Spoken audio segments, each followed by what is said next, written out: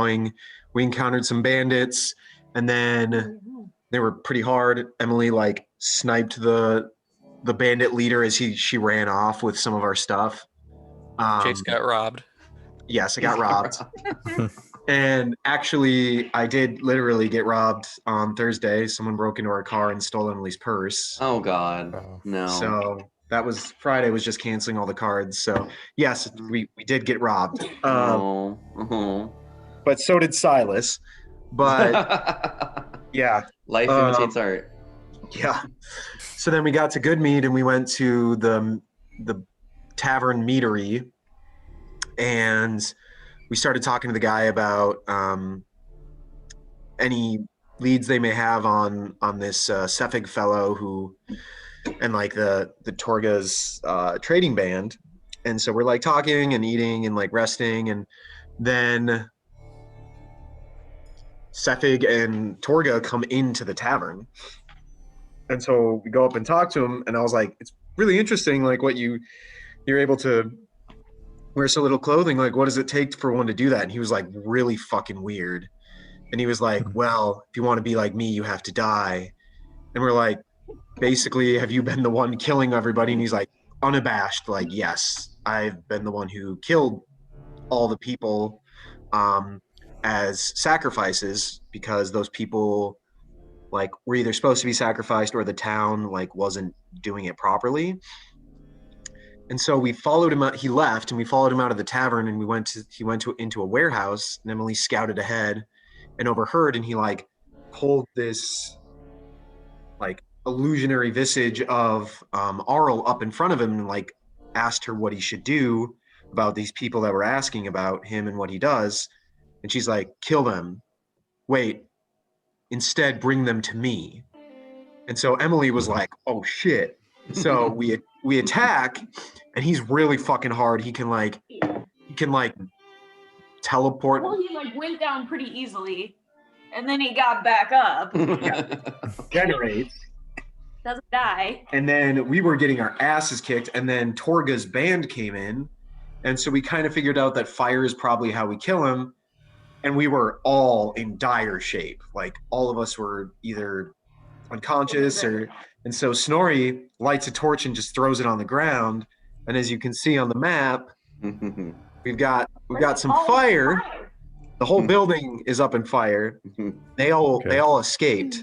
And we're dragged out by Snorri. And as they came out, like we're all wounded, like 1 HP type situation. And the whole town is coming to like try and put out the fire. And like we're there. They're not looking happy. Yeah. They're not looking happy. All right. Yeah. I mean, I guess that simplifies things, that we know who's the murderer, but that we're in the process of burning down a building. So, all right. Oh, Chase, great recap, by the way. Oh my God. Tried. Wow. Okay. But to answer your question, Ben, I added a couple of things, but I didn't add spells to your character. You'll get 3 spells. Anyways, so Ben, everyone is also level 2 now, so if you haven't done that, probably want to level your character up.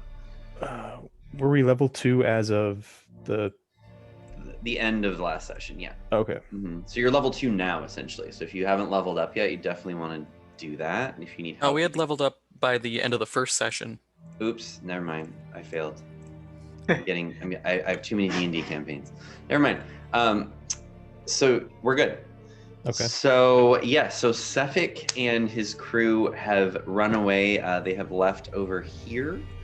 They are long gone, and the people, the townspeople, are attempting to put out this flame. This fire is raging on this large abandoned. Well, you're not sure if it's abandoned, but it's. It looks like people haven't moved the barrels. You're not sure what's in the barrels. Haven't moved the barrels out of there in quite some time, and you can see that some of the townsfolk that you've seen before in the town are looking at you a little warily. Why are you here? You just came into our town, and now there's a burning building. And there is a dwarven. Oh, Chase, we didn't talk about the dwarf guy. Oh, there's also something really important that we missed too, with the recap chase, and that was that there is not a speaker of this town. There's not a speaker in Goodmead. Oh yeah, that's right. And they're currently holding, well, not currently, they're soon to be holding an election to elect the next speaker of this town, Goodmead. And a woman by the name of Olivessa, I believe. I don't know where she is. Yeah, Olivessa, yeah. She approached the party and basically said that herself, along with this other surly dwarf that the party met, that is sort of this like, she's just kind of like a mean, gruff dwarf that hangs out with a lot of other dwarfs. And and this dwarf's name is Shandar, and he is running currently for the town, but this woman, Olivessa, is also supposed to be running for the speaker of this town, and she doesn't want to. She's not interested.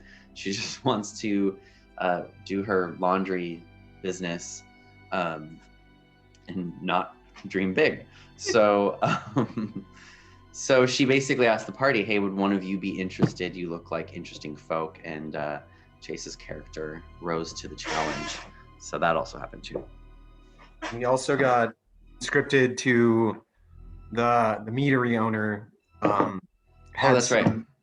Eggs of mead stolen by some beer bigs, which are like orc ogres. Kind of, yeah. It's basically like a big ogre. And they came and killed the speaker of the house. Or not the house. The speaker of the town. I know, I keep wanting to say speaker of the house, but no. This is the speaker of the town.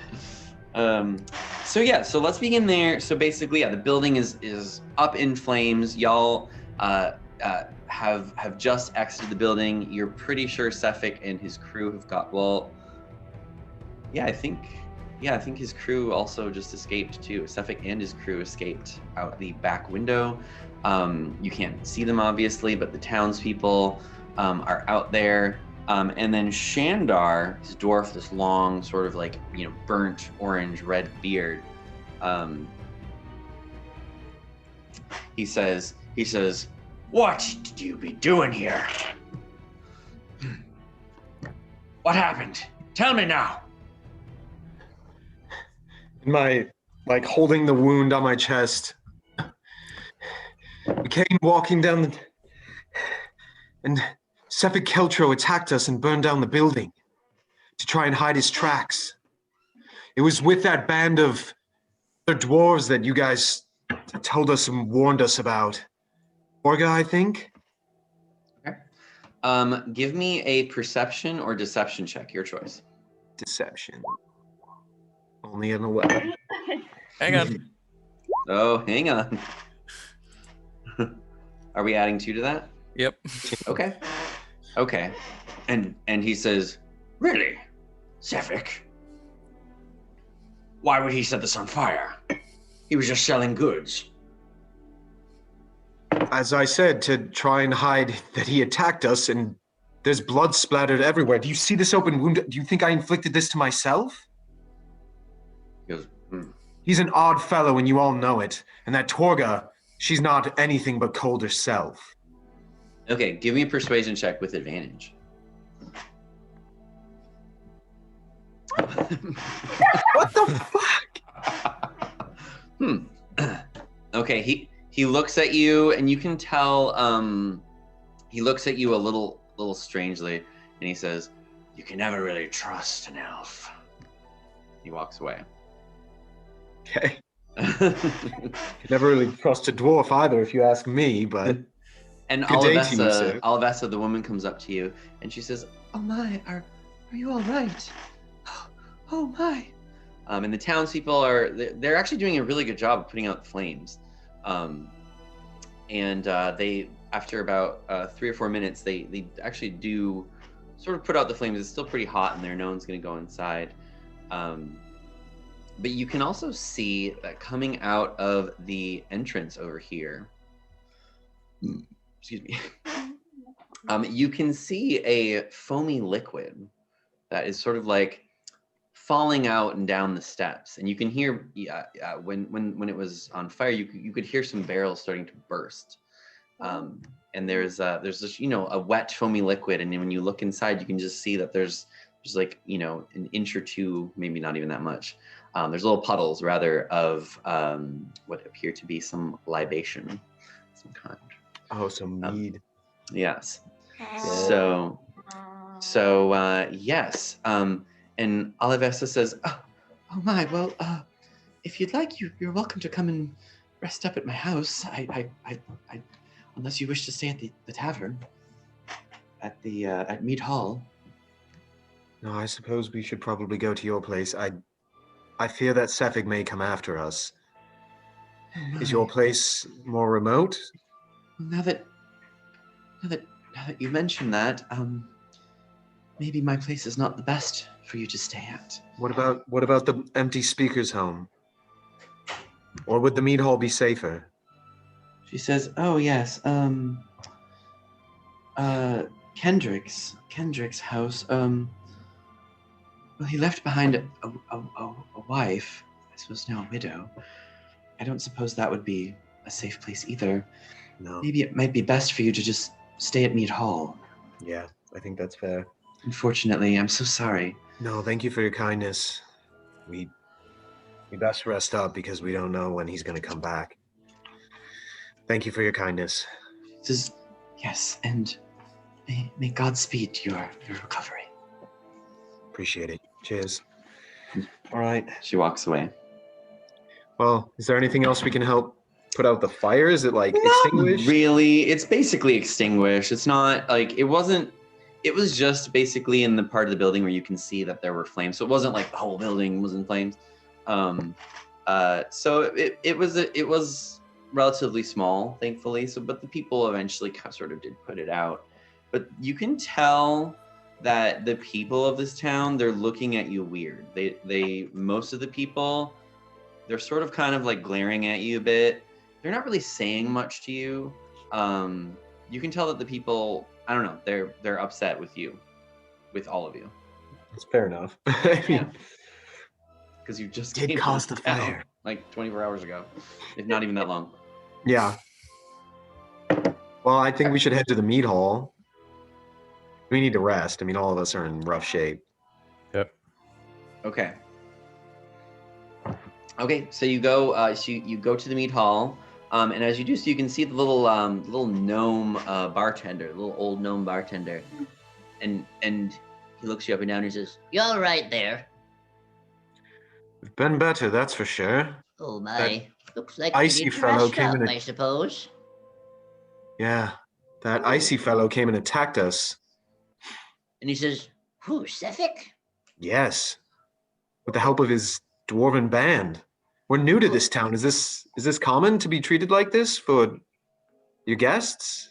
Well, I suppose not, no. I suppose, oh, that's mighty strange, if you ask me. That Sefik fellow, he did have strange-looking eyes, didn't he? Yes. He always left me with a strange feeling in my heart. Didn't really like him much. No, I don't think he's quite the folk or company I would prefer to keep around. But, I mean, he did stab me in the chest, so not exactly on the greatest of terms, but I think we definitely need to rest up, if you don't mind. Oh, of course. Why don't you go take one of the rooms upstairs? and he hands you a key and he says, It's on the house. Appreciate it. Thank you, good sir. All right, we'll rest up. Okay. All right. So everyone can rest, and I'm assuming you're going to do long rest. Yes. Okay. So because you're staying in an inn, you're welcome to make an R&R check, and we haven't really like delved deep into this yet. This is something that I do. This is not like a canon thing. So just go ahead and make a Constitution check, not a saving throw, just a check. Basically, what you do is you're going to pull up your character sheet, and you're just going to click on Constitution, and then it's just going to roll. And we're always going to take the first number if you accidentally roll with advantage. Nat Yeah, I 20. guess I don't know why I'm rolling with advantage, but Yeah, so I did that I changed it, and you just take the left number. Okay. Yeah. Okay. So wow. All right. It's all or nothing with you guys. Silas and Zafira, you can both get inspiration if you already have inspiration. Sorry, you should have used it. Again, right now, we can use inspiration as normal inspiration as well, or is it just for? So okay. right now you don't have any other way to use it. So you might as well just use it as normal inspiration. And that gives you advantage on a roll, correct? Correct. Well, actually, how I do it, I like to do it a little bit more different. So I like to do it that it's basically a re-roll. So if you roll like a 1 and you're like, no, I'm not rolling a 1, or so it's like cool. You can do it after you roll. You can just roll again. And cool. So it's a little bit better. It's a little bit better than just normal advantage. Okay. We'll definitely got to use it more often because we rest enough. So so you go, and basically how it works too with an R&R check is if you drink mead and stuff. I should probably create a menu, but basically each glass that you drink, you get +1 or +2 or something to your roll, to your R&R check, and basically the DC is dependent upon how difficult the fight was. Like right now it was 10 because you guys need to rest. But so that's how it works. And if you get a room, it's just you can just roll without anything. So cool. That's how it works. All right. Cool. So so what y'all want to do now? You have rested. It has been 8 hours, which means it's still dark outside because it never becomes light out. Big surprise. Okay, so what would y'all like to do? So as a side note, Ben, when I spoke with Sefig, he offered to basically bring us in on his dealings and like his work if we killed a guy at Dugan's Hole. Oh, that's right. Yeah. One of his next sacrifice. Yeah. So, excuse me. My guess is that if they fled, they probably are going to Dugan's Hole. Yeah, makes a lot of sense. So Ben, one thing, because your character is sort of from Dugan's Hole, one thing that you know about Dugan's Hole is that there are these 2 large wolves, like dire wolves, essentially, that are basically sort of like attacking people on the road there. And they're very, very vicious, and so like because of that, not many people are going to Dugan's Hole. So just you know that they exist, and they're called the Winter Wolf brothers, Corin and Cannon, That's cool. Corin and Conan, and they're basically a threat to everyone that visits Dugan's Hole. Yeah, sounds. Your character knows that. Okay. So just so we're clear, how much do we just heal to full HP or after that rest? Okay. Mm-hmm. And you just do it manually. I think there's no rest button. You just do it manually. Yeah. And you reset all your spells and whatever. So. Okay, so y'all have y'all have quite a few options. As you exit the tavern, you can see first of all, you see the band of dwarves. Shandar isn't there, but you can see the band of dwarves, and they sort of, some of them kind of look at you a little bit surly-ish, but overall, they don't really do much to you. But you can see, in addition, there is a sort of small halfling woman in just sort of like a little brown cloak, and she looks pretty bundled up as well, like on top of her cloak, I suppose. And her eyes sort of meet you as you walk down back into the tavern, and she smiles and she tips her head towards you. Well, good day, my lady. And she says, "Oh, well, hello there." Hello. And she says, "Might you be adventurers?" Aye, we are. Well, wonderful. Where might you be from, if I ask? Well, most of us aren't from around here, but we came from Bryn Shander just a day ago. She says, I heard that Sefik character somehow attacked you or something. Is that really true? Yes. I mean, you can see the blood all over my clothing. He attacked us, and when we defended ourselves, he tried to burn down the warehouse, either to kill us or hide the tracks. I don't know exactly, but he fled, and we haven't seen him since. Oh. Well, I was propositioning Sefik and his crew to do a little job for me, but they weren't interested. They seemed like they were on the move and were only going to be here for a few days selling their goods. Might you have any interest in this little job? Suppose it depends on what the job is.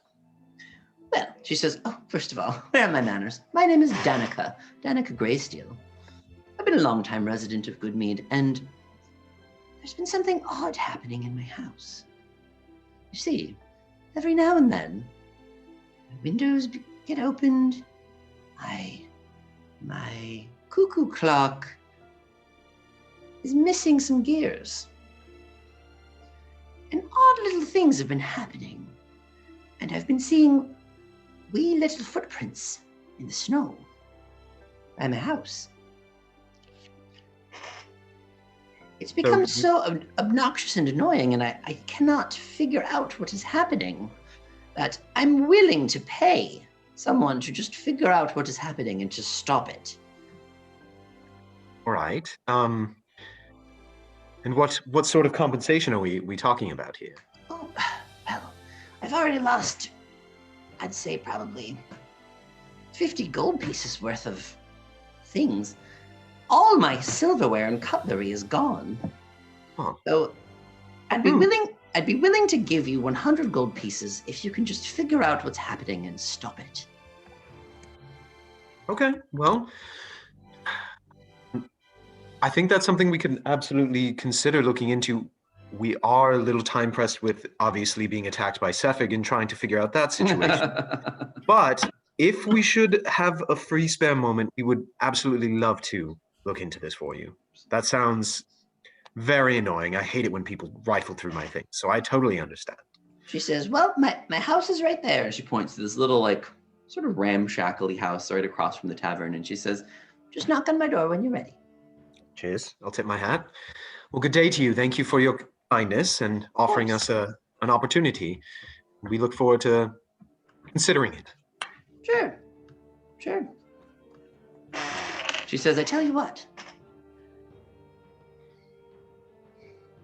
Yes? How long are you planning on staying here?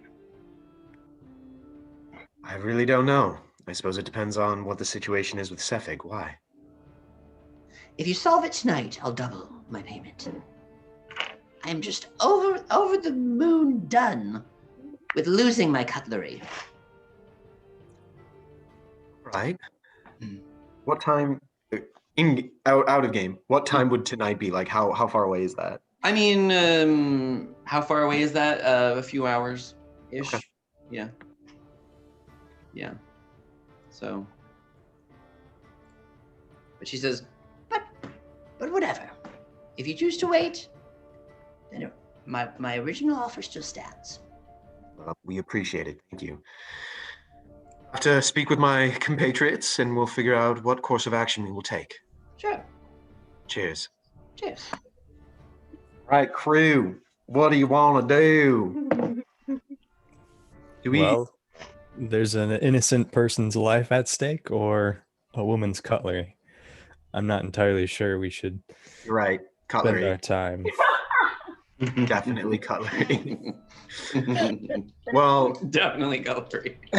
I would have to tend to agree 100%. I do think we need to figure out what the Sefig situation is, so maybe we investigate a little bit to see what direction they may have gone, because his life conceivably is only in danger if Sefig is heading that way. So if it looks like he's going to Dugan's Hole, then we need to absolutely hightail it there. How long of a journey is it to Dugan's Hole? Let's find out. Oh, does it say on the map? Maybe it doesn't. No, it doesn't. Okay. We shall find out for you momentarily. Okay. Dugan's Hole is 4 hours away. Okay. Remember, there is also wolves. Well, potentially wolves. They're named wolves? Yeah, and they're really, really big. They're like giant, huge Aw. wolves. Emily. Oh. I can't kill the I mean, I guess, yeah, I'll So, inform the party of that. so one thing that you know, Arid, is that the wolves are as big as horses. Okay. They're as big as horses, and yeah, the wolves have killed a lot of people. Actually, like they're very fearsome. Let's see what else do you know. Yeah, I guess that's it. Okay. Okay. You've never seen them. We'll just say you haven't seen them. Yeah. But yeah, they're quite formidable. And they're Well- like everyone's in Dugan's Hole like doesn't leave because of that. Mhm. Well, it sounds like an issue that needs to be addressed. It does. So before we proceed, I'd like to warn everyone that there are stories of two very large wolves outside of Dugan's Hole, and they might pose a threat to our party if we just proceed along the road. And as you were saying, we might want to track Sefik first to see which way he went, because if we just proceed straight through, likelihood of running into those wolves is high. Agreed. Mhm. All right. Well, we did know where their camp was. It was down by the river. So maybe we go and scout it out a little bit and see if they've left town. So that's what we'll do. That's what I'll do. Okay. Also, on a side note, Yes. Ben, you know three first level spells, but you can cast 2 per day. Okay. You can like pull up a list. Yeah, but I have the list. I just haven't taken the second to pick some, but I would say Shield of Faith is definitely one you'd probably want to pick, and then the other 2 you could decide on. You also have the ability where you can sacrifice one of your first level spell slots to do an additional 2d8 damage on a hit. okay. So just something to keep in mind. If you don't like really want to focus on picking out your spells now, you could just burn 2 of the spell slots and use it to do damage. But so yeah, I think maybe go down by the waterfront Yeah. and see if there's an encampment still there. Yeah. Is it wise to go after Sefig though? No, I don't. No. It didn't go well. Yeah, nothing go has on. changed other than we've healed after getting our ass beat. Oh, and yeah, the other thing I was going to say is maybe if we do proceed straight through to Dugan's Hole, because we do know he's going there, right? That's where his next target is, Most basically. likely, yeah. Yeah. So if we proceed straight through on the road, I would assume that's going to be the fastest route, and maybe we'd beat him there, but we'll probably run into those wolves. So That's a good And- point. He still has all the dwarves. Yeah. Yeah. I mean, there is the opportunity. We know his abilities now, Uh-huh. which is a big thing, Okay. because that took us by surprise. Like, if we had known that he was down and that fire is probably what's going to kill him, we would have doused or thrown fire on his corpse or something. Now we know. So we're more prepared now, and there's also the opportunity where we could potentially thin out the herd. Or if they're heading south to Dugan's Hole, they also probably will be attacked by wolves. Would So they though? yeah, I mean, I don't mean- think that they would have an arrangement with them. How much influence does Oriel have with the area though? I mean, that's a good point. I don't know. That's something that we haven't had much opportunity to explore. Sounds like a lot of people don't really know much about that aspect. They kind of just do what they have to appease her and then be done. Like, this town doesn't even have a shrine to her. It has a shrine to a different god. So I just think that, I mean, that's one of the biggest quests we have, is killing Sefig and bringing justice. He's going to continue to go around and murder people. And also, we've got a mark on us. He's coming for us at some point. So, I don't know. I think it's worthwhile at least seeing if the band is still here or not. Yeah. Yeah. That's it.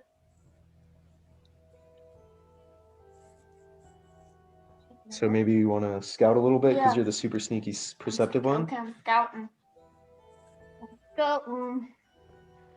All right, sorry. What's happening? You're good. Okay. We're just going to go take a look down by the river to see if the camp is still there, or if Torga's band left. Okay. And Emily's going to scout ahead sneakily. Sure. So give me an investigation check for whoever's investigating. Okay, well, And you all can investigate, I suppose. yeah, Okay. maybe let's get a little reinforcement. Very Whoa. good. Yay! Okay. All right. Well, Snorri, you find that the tracks sort of lead to a large sled, and you can tell by all of everything that you can see that that they took a dog sled with 7 dogs pulling it. So we probably wouldn't be able to catch up, No. but they probably were intercepted by wolves. Is it headed towards Dugan's Hole? So you're gonna have to give me a survival check to like track it. So whoever wants to give me a survival check.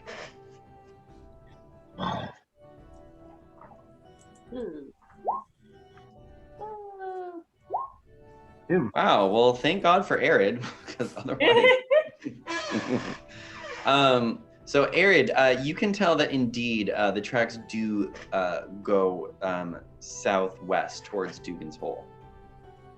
Okay. Yeah. What does everyone want to do?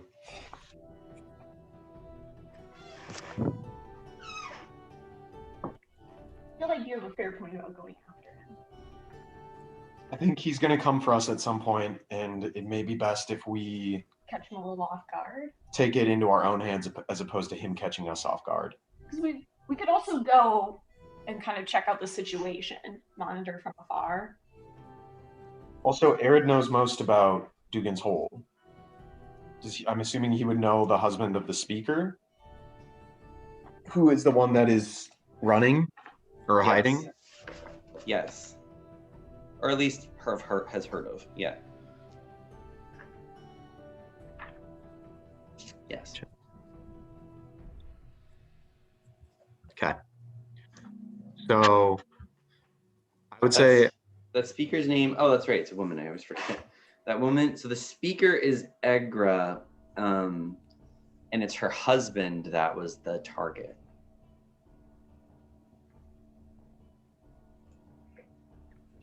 and Sefig offered for us to kill him. Like, offered to Yeah. allow us to join his band if we murdered him. Yeah. So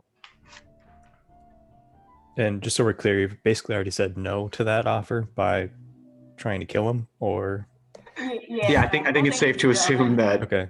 I just didn't know who instigated the fight or what exactly happened there, but Oh yeah, so Yeah. only technically fired the first arrow, but it was very obvious that he had ill intent towards us. okay. So Yeah, what I mean, what do people want to do? What? I suppose we could follow and be cautious. You know, we don't want to like rush head on into him. We want to know that he's there and what he's doing and kind of thing. Yeah, Emily's a really good tracker. Or Zafira is, rather. Honey, no, stop. Mhm. So I think that gives us a leg up. They will probably move pretty fast, though. I mean, yeah, they have, what, 8 dogs? 7, yeah. 7 dogs. But we have a Goliath. We have a Goliath. He'll just run on all fours and drag us because we don't have a sled. Yeah. What do people want to do? Do we want to pursue? Or do we want to solve the cutlery concern? Or go back and try and meet with the speaker in time? Honestly, at this point, I don't think that's a huge priority. I feel like with the speaker, if we do enough good in the area, we can kind of just earn a meeting again through our reputation. Yeah. So we've got a 7 and a 5 and a 4 and another 7. Oh no. These could either be really good or really bad. I mean, they're all pretty shitty rolls, so Depending on who they're for. yeah. I mean, I think maybe I personally think we go to Dugan's Hole. I agree. I'd agree.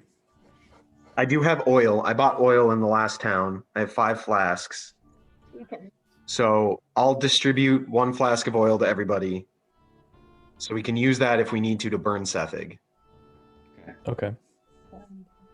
And real quick, I don't know if this is kind of a meta thing or not, but if I were to pick Thunderous Smite and I hit him with that, would that ignite the oil, considering it's like a thunder damage? So only if it did fire damage. So if it's thunder, it's just more of like a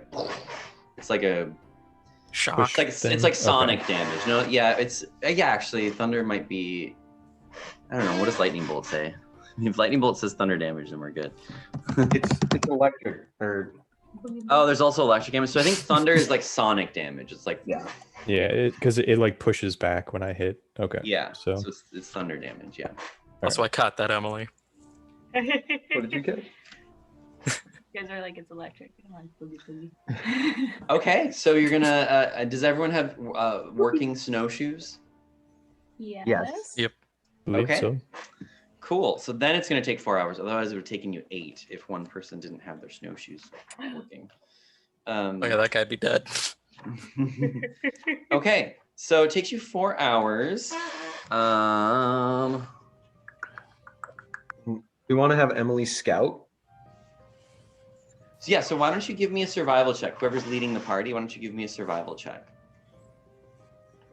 Inspiration. Oh. Inspiration. Okay. +2, I'm assuming, Chris. Is that what? Yeah. Can you do that? Like Okay. my guidance. 11. Damn it. Okay. Emily, you begin to Zafira, you begin to notice that sort of off in the distance, you can see a couple of those like large white cats, just sort of like watching you, and you know they're stalking you a little bit, but they don't really do much.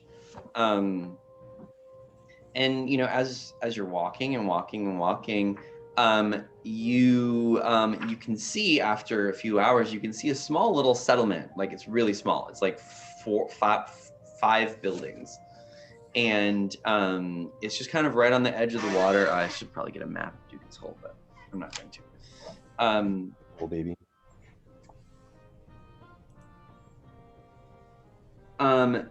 And yeah, you can. It's basically just flat ice, just ice.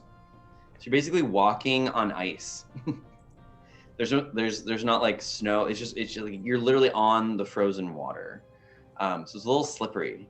Yeah, you basically arrive in Dugan's Hole unencumbered. with you don't see any semblance of the wolves or anything like that. Holy shit. What about Cephig's crew? Yeah, do I see any tracks or anything leading in? Like You rolled an prints? 11. You don't, Okay. because it's like kind of like an ice, so it's kind of like it's just hard to Yeah. get the tracks on ice, you know. So yeah. So yeah, basically, you arrive in Dugan's Hole, and there really isn't much people out there. In fact, one woman sort of looks at you through her window, and you can tell she's really surprised. She's really surprised to see you, but you don't really see much of a sign of Cephig or anything like that in the town as of yet. Ben's casting a first level abjuration spell. I'm trying to fill it out. It's like casting it though. I don't know. Yeah, you have to click on the little info thing. Yeah, I'm just clicking in the wrong box. Already used both of your spells, Ben. Yeah. Okay, so wait, is it just me right now? Is everyone else? I mean, everyone's there. You were just kind of leading the party, basically. Okay. And We just let her go ahead. You stayed back and did me. Yeah, I mean, I think we should approach the town and see if Cephig's been there. We should approach with caution. Is there like a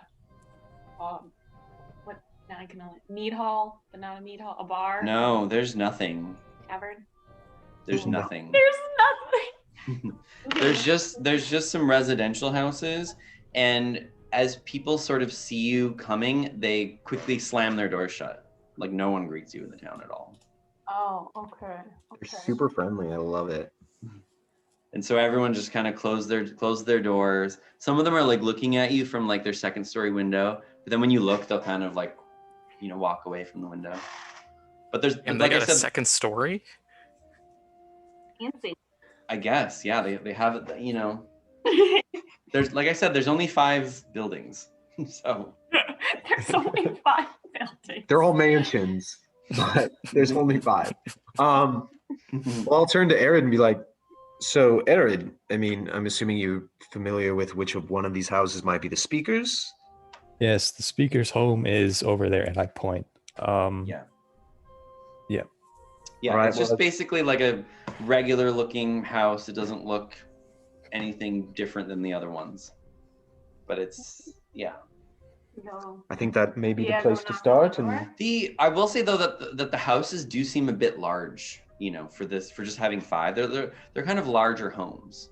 And you can see that on the snow prints leading in and out of the doors. There seems to be a lot of traffic in and out of all the doors. so there's a lot of people inside them, basically. Interesting, yeah. Hey, you're a little weenie. Okay, well, I'll approach the door and I'll give it a healthy knock. Okay, there's like a little slit that opens, and you can see these like piercing, sort of green eyes, and eyes just sort of look you up and down, and apparently it's a male voice, and he says, "Who are you? And why are you here?" Oh, my name is Silas, and me and my friends here are here to speak with the speaker. For what purpose? It's a matter of business. Of life and death business. And he closes the thing and does not open the door.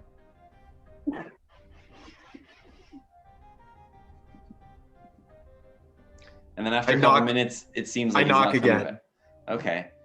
Takes him about 30 seconds, and then and he says, "Go away. Why are you here?" Sir, I advise you open this door. We have very pressing matters to speak with the speaker. Okay. Give me a persuasion check with disadvantage. Oh, I'll disadvantage his ass. Perception, God persuasion. dang it. Oh. Okay. Only a 10. Okay. Oh, And he says, "What is the business about?" Oh, 1, 11. Okay. Yeah. I helped. I think it would be best if I spoke with her about this matter. We've come a long way. We braved a... Spotter hug. Do you say that? Well, yeah or no? Do we not say that? Okay, well, I feel like we should say that. he's in hiding. Yeah. Okay, or not. Never mind. I mean, did you say that? No, I revoked. I didn't say it. Okay. I didn't say it. I can't... I mean, if you said it, you said I it. didn't say it. It's a matter of grave importance to her, I assure you. We've then come he a says- long way And he says, just to speak with her. "And why should we trust you? Whom we do Because not know." you need our help. Do we? For She what? needs our help. It's a matter of her husband. He's in dire danger. And we were attacked by the person who was pursuing him. So I advise that you allow us to speak with her so that we can make arrangements to figure out how to prevent him from being murdered. Okay. Give me another persuasion check with disadvantage.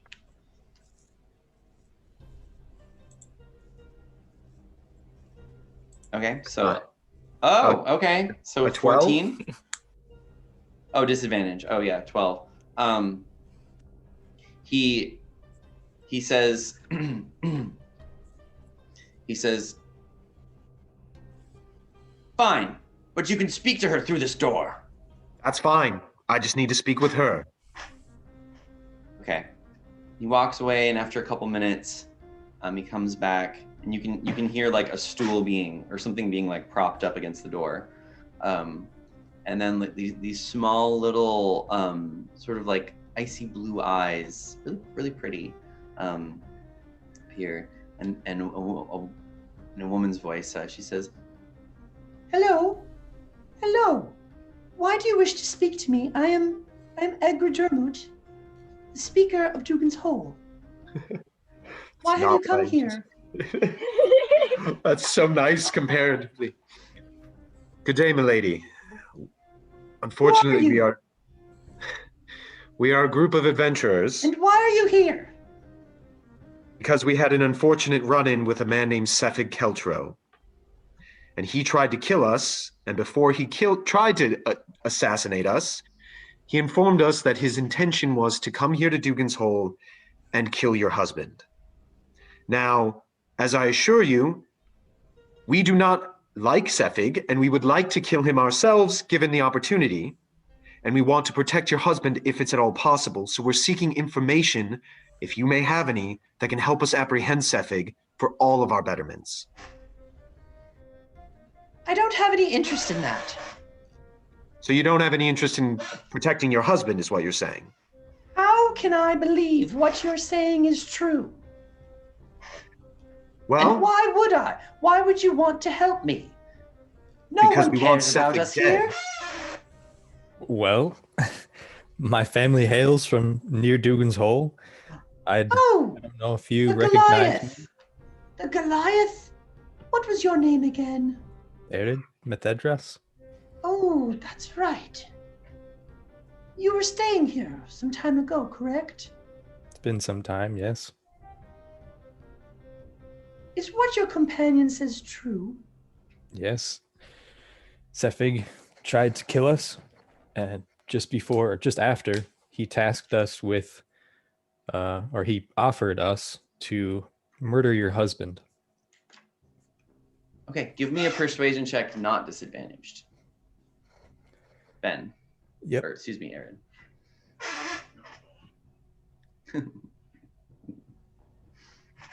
Oh wait, that was Chris. Sorry. Okay, good. Okay. Okay, so 13. Jeez. She says, We've been hearing of murders. And you're saying that my husband might be next? Yes, we've been investigating this for about a day now. Been tasked with. way to sell it. A day. I think it's only been a day, right? But so It's been a anyways, couple days, I would say. But yeah. But we were tasked with hunting down the prime suspect, who is Sefik, and he admitted to the murders, and he said he was coming here next, or more or less hinted as to killing your husband next. So He And I'll he just clarify, flat out said it. He did not. Okay. He did not hint. He said, "You go and kill him, or we will." And so we are here to warn you, because he is a dangerous individual. He nearly killed all of us. But if we can stage an opportunity to get him when he is not expecting it, we may have a chance. Well, now you have me all afraid. We're all afraid. That was not our intention, was to raise alarm, but unfortunately an alarm needs to be raised. You are in grave danger, all of you. He's a very dangerous individual. And you can see sort of approaching from a different direction than you came. You can see sort of 3 or 4 silhouettes starting to like make their way into your field of vision, and you can see that a lot of them they appear to be all males, male humans, but they're carrying like what appear to be fishing rods or some sort of like fishing stuff. Yeah. As they get close to as they get close to where you are in Dugan's Hole, they sort of look at you really oddly, and one of them in a gruff voice says, "Excuse me, we need to speak with the speaker." And so and like basically asking you to move out of the way, like they don't want to get close to you or something. All right, well, I suppose we'll let these fine fellows speak with you, but may we ask to have an audience after? I say to the speaker. Okay. And she sort of talks with someone for about a minute, and she says, "Very well. Just stow your weapons, and should you draw them, you will answer to our blades." We assure you we will not raise any weapons to you. And I'll step aside and allow the fisherman to. And I'll give like a little bit of a bow to her as I step aside. And she says, Leave your weapons outside and you can come in. "Oh, now? Okay. May we bundle them up and bring them inside in case Sefik comes? We can hand them to you." Very well. Hand them to us first. Okay. I'll bundle them up in like a cloth or something and hand them to them in, her. and then they invite you in, and it's a fairly nice cabin actually. You've never seen inside of this place, Arid, but it has warm hearth fire. You can see probably like 20 or 30 different people in there. It's it's kind of this huge sort of living space, almost this large communal living space. And she basically sits down by the fire with the fisherman and you, and the fisherman says, "Lady, we saw a strange large sled hauling something on the ice. They appeared to make camp near us. We thought we'd let you know." How many were there? Pardon my intrusion. We're pursuing someone who is of a threat to this town, and we need to know. I would say maybe 6, maybe 5. Were there a number of dwarves? I couldn't really tell. They were quite far away, but I suppose maybe they could be dwarves, but not all of them. No, there would have been a taller individual. Yes, there was one tall one, but we weren't sure. We could only see sort of vague silhouettes. They were quite far, just to the northwest. No, excuse me, the southwest. This is vital information. I think this may be Sefik. The tall individual would be Sefik. And he's been traveling with a band of dwarves known as Torga's Trading Company. They're a unseelie lot who engage in unsavory activities. And what, might I ask, are you trying to stop this from happening? I must say, I'm quite grateful for your offering of service, but I can't really give you much in return. Well, his head will be the biggest thing. We need to kill him. He's been traveling from town to town and killing people.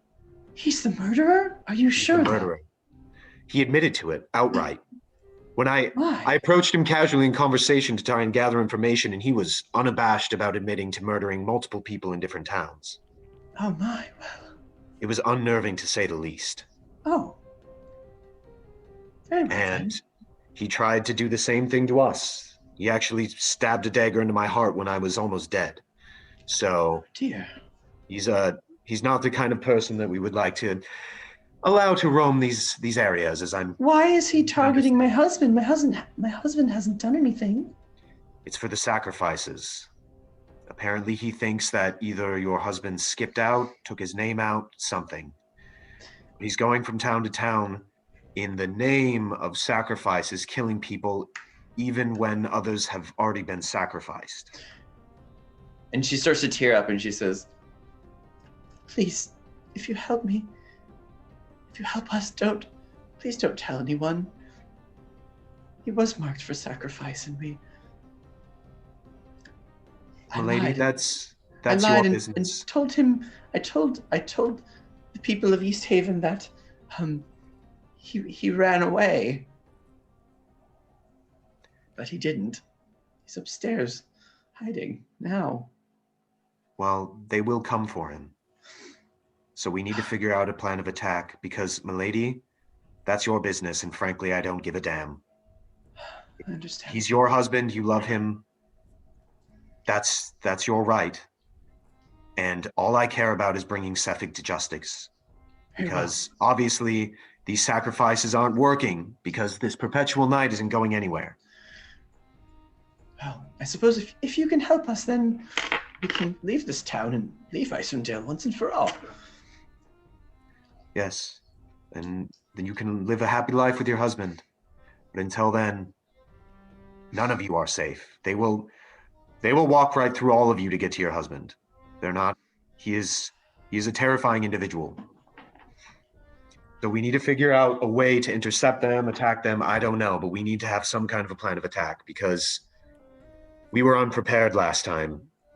But we think that his weakness is fire, because he regenerates at an unnatural rate. We downed him. We thought he was dead, and he stood right back up. He is not human any longer. He told me outright that to become like him, I had to die. Oh. Well. So he is unnatural. His band is unsavory and dangerous. So if there's any aid you can provide in helping us to thwart this effort, we'd greatly appreciate it. Well, we're just a small fishing town. We can give you some block and tackle, but that's about it. Okay. Well, as these fishermen said, how far away are they? and one of the fishermen says, Oh, God, well, maybe to the southwest, I'd say a couple hours walk or so. Did it look like they were taking up camp for a while? I wasn't sure, but they did start a fire. That's what we saw. We walked closer to that because not many people start fires on this lake, on this what is it? on the water. This big body of water. liquid. Yes. All right. Well, he did make it very clear that he was coming for your husband. So I think I may want to strategize with my compatriots to whether we wait for him or we try and pursue them directly. Either way. Okay, go ahead. Either way, I would say if you have any arms, take them up and be prepared for any attack, because while we strategize, they may be on their way. We don't know. Very well. We will. We have a hiding space up in our bedroom. Okay. We shall hide in there. Grab any daggers or any weaponry you can, just in case. Very well. Very well. And fire. Bring a lantern. It's the only way to kill him, we think. Very well. Very well. And then she runs upstairs and yeah. So I'm gonna let you guys talk about what you're gonna do. I'm gonna go pee-pee and I'll be right back. Okay, I'm also gonna go pee. Same.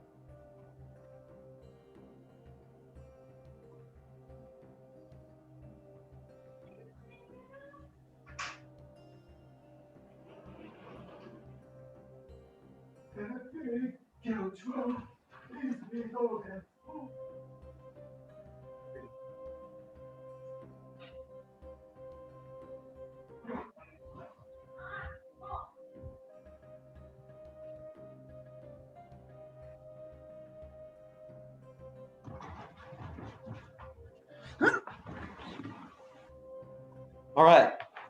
So what do you guys think we should do?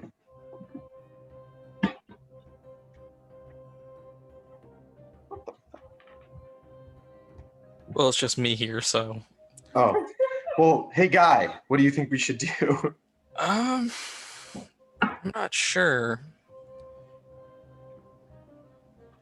Do we think we should bring the fight to them, or should we wait for them to come here? I feel like the advantage is waiting and preparing. Yeah, I feel like waiting because I don't. I've been thinking. So clearly, Sefig is not normal. No. He died. So he regenerates. It's very obvious. And I think the only thing that can damage him is fire or kill him. So the only issue is that we can't burn down these houses like we did the warehouse, which we I can't will let agree them in the house. Chris, that was the right move, was burning the warehouse. Yeah, there was nothing else. I was like, okay, last ditch move. Yeah, seriously, we would have been fucked. But that doesn't mean we can't give everybody torches and hit the shit out of them with torches. And I'm just thinking, how many people would we be able to recruit? That's a good point. Because if we can get them to take care of the dwarves, we can focus on Sefig. I don't think there's any fighters here. I think we're responsible for taking care of them. But that's also assuming that they are indeed coming here, because they were southwest of the town. So they overshot it. Her husband's in hiding, isn't he? Yeah, upstairs in the attic. Oh, is he actually in the building? Like, did she say? Okay. Yes. Like so either Sefig's coming here or they're hightailing it somewhere else. I don't know what's further south than Dugan's Hole. Yeah, I don't really either. I don't think there's much. I think it's literally nothing. Where's the weird stone things? Because we had Discount Dan's Stonehenge around here. I think it's to the east or west.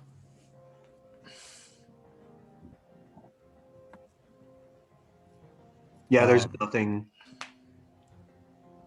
There's only the caravan route south of Dugan's Hole.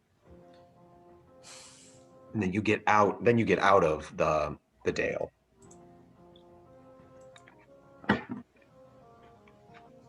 So I would assume they're coming up here. I don't know how like fire arrows is that a mechanic that can be done in this game? I don't really know. Yeah. They're I mean, you've only been to 3 towns out of the 10. So Well, yeah, could we, maybe like- one of the towns has something like that. I don't know. Could we like tear off some cloth and like wrap it around the shaft and like put twine on it and then dip it in oil? Yeah, if you want to attempt to craft makeshift fire arrows, you can. But you typically have to craft during a long rest. Okay. If you want to craft like one, I'll maybe allow that. You know, if you want to just like do one, like make shitty one that might fail. Well, I'm just wondering because it's also a couple of hours before they'd be able to get here, presumably, unless Okay. they were like right behind where the Yeah. fishermen were. You said it's a couple hours of walk, and they have a sled. So, if they use that to get here, it probably wouldn't be very long at all. And we could basically have everyone kind of watch, and we could set up a, kind of not a great ambush for Like me. a perimeter. Yeah.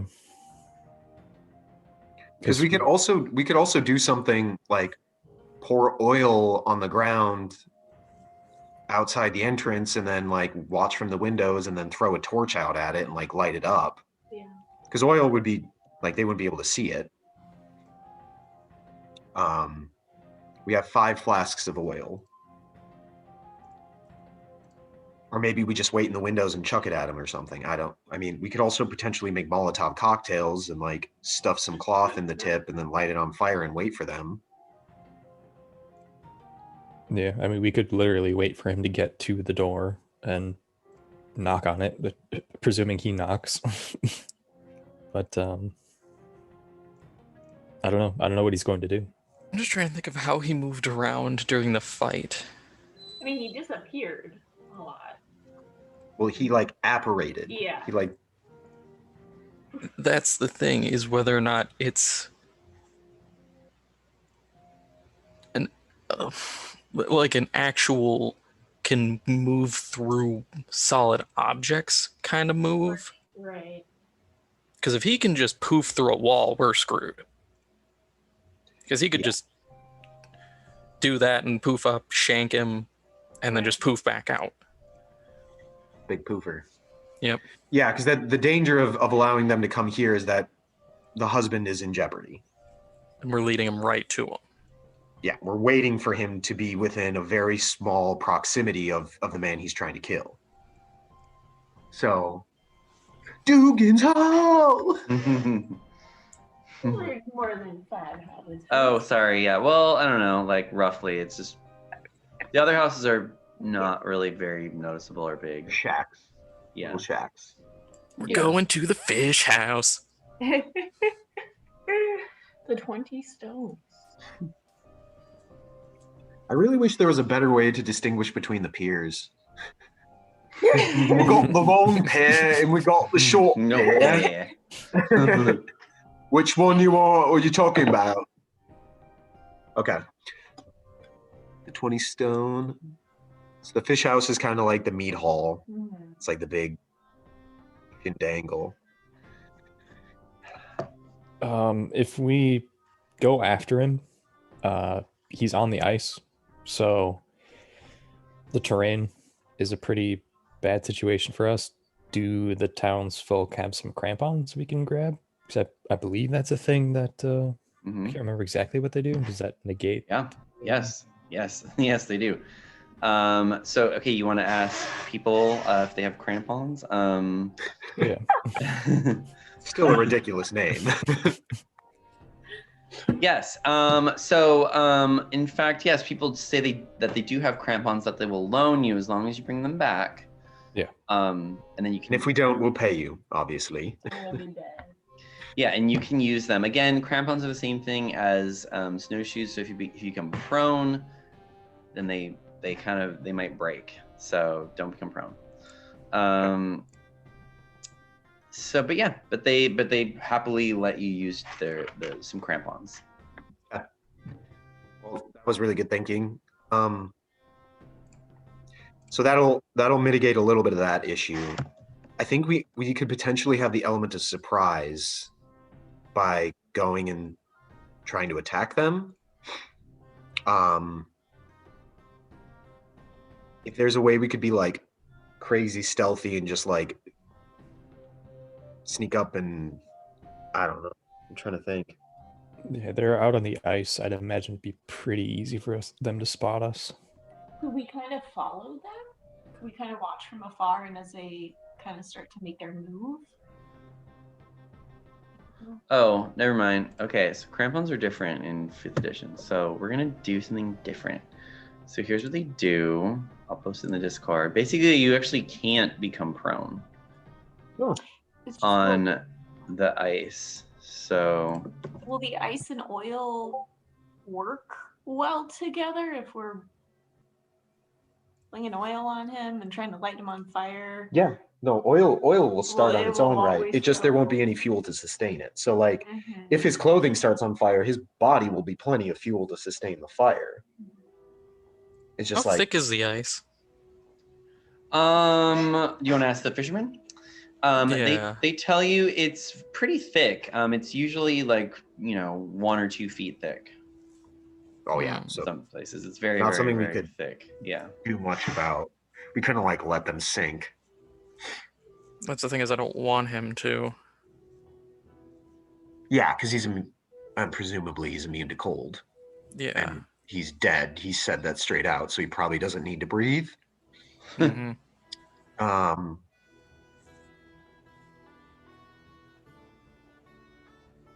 We could also just like, so I can cast minor illusion and just like do like an ice chunk that we could hide behind as like a very not the best solution, but could be done. Yeah, it sucks because on the ice there's like no. Oops. Yeah, there's no cover that Yeah. we could take, which is a big reason why we survived as long as we did with the barrels, giving us some coverage. What can you make with that illusion spell? It's like 5-foot cube or smaller. Actually, why am I looking at the book? I have my character sheet. Let's post it. It's a pretty long one. Sound or an image of an object within range that lasts for the duration. If you create an image of an object, such as a chair, a muddy footprint, or a small chest, it must be no larger than a 5-foot cube. The image can't create sound, light, smell. So basically, I could create like a mound of snow or a big old ice chunk that we could like hide behind because it obscures it. And unless they like investigated it, then they don't discern it as an illusion.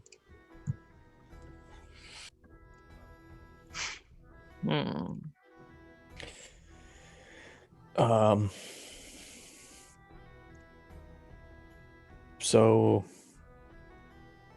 this is kind of elaborate, but say we clear the house except for us and, well, I guess we could just be the only people left in the house, but everyone else goes to a different home. Presuming Sepik knows where he lives, we could have you project, because it says you can project a voice. He might not know the husband's voice, but we could at least try that to kind of project a voice in the house to get him inside, and then we go from there. It's not a bad idea. Mm-hmm. I like that idea a lot better than us going out on the ice.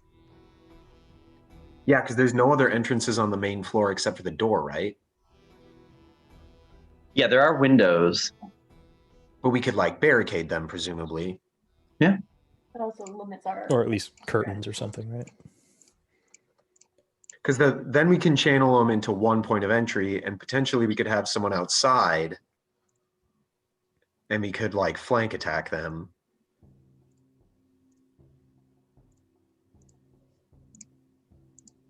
Yeah, I think we need to make sure he goes to the right house. Yeah. Not entirely sure how we do that. I mean, he'll know who the speaker's house is. Right? I feel like... Presumably. Yeah, like... He's been able to track down everyone so far. I feel like he'd probably have a pretty good idea to track down the speaker at the speaker's house. We could also go to the second floor and like fling shit out of the windows at them, like oil, and then ignite them. And then like someone could burst through the door and start attacking them. Let's say we save our oil for Cephig. Yeah. I mean, because the other folks die. And yeah, because I could be on the second floor with arrows. And, as they approach, just kind of pick off. And then, I mean, it wouldn't do anything against Cephig, so I wouldn't waste arrows on him. No, I mean, yeah. I mean, you can also damage him and stuff. Yeah. He just will. I mean, yeah. We could also work on crafting you arrows, like fire arrows, in the time that we wait. And then everybody else could work on barricading doors and stuff. And like, I mean, yeah, leave an exit though, just in case. Yeah. For us. I mean, yeah. Yeah. We could make like some kind of makeshift trap for the doors. So when they walk in, it like is there somebody's got to have a hunting trap. Mm-hmm. And hunting traps could be used against the other people. Because if we Home Alone style. If we like thin out the herd, if we kill the brute, Yeah. like the grunts, then we can just concentrate all on Cephig. That's what I mean. Because Like, it was the reverse I could last be there time. with arrows. Yeah, and you Or- shooting at them would be a pretty good kind of indicator that's the house that he needs to go to if he's at all Right. confused. So he would definitely come to us at that point. Okay, well, I think either way, it may not be a bad idea to make a fire arrow while we wait. Yeah. I mean, Ooh, oh, that's cool. Like a couple of fire arrows. Sure. So, who's gonna craft the fire arrows? Well, what about Chris? So he's got his divine ability where he can Oh, Create. Damn, you're right. Yeah, I thought you could like craft shit. Or can't you even like transmute stuff? Yeah, he could. So the way it works is it can be up to 100 gold piece item. He has to just basically sacrifice items of a value equal to whatever he's creating. Yep. But he magically creates it. So he could like magically create fire arrows that are like legit. Because it's his divine ability. Like his god is like, I shall make you Make stuff. Yeah. I mean, he's a cleric of the forge, so the only contingency, it has to have a metal part, which arrows have a metal head.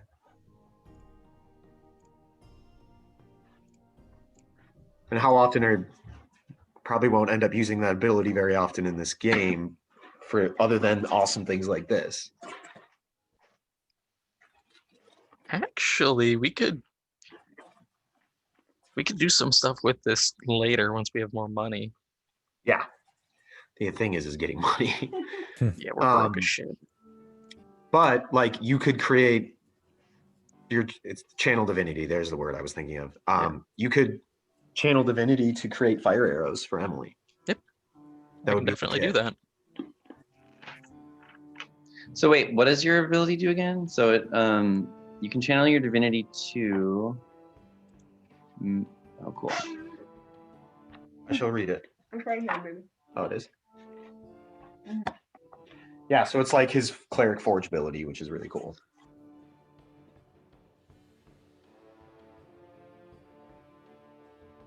Oh, so you might. So you have to use metal. So you're gonna have to probably use gold. That's the only metal you have.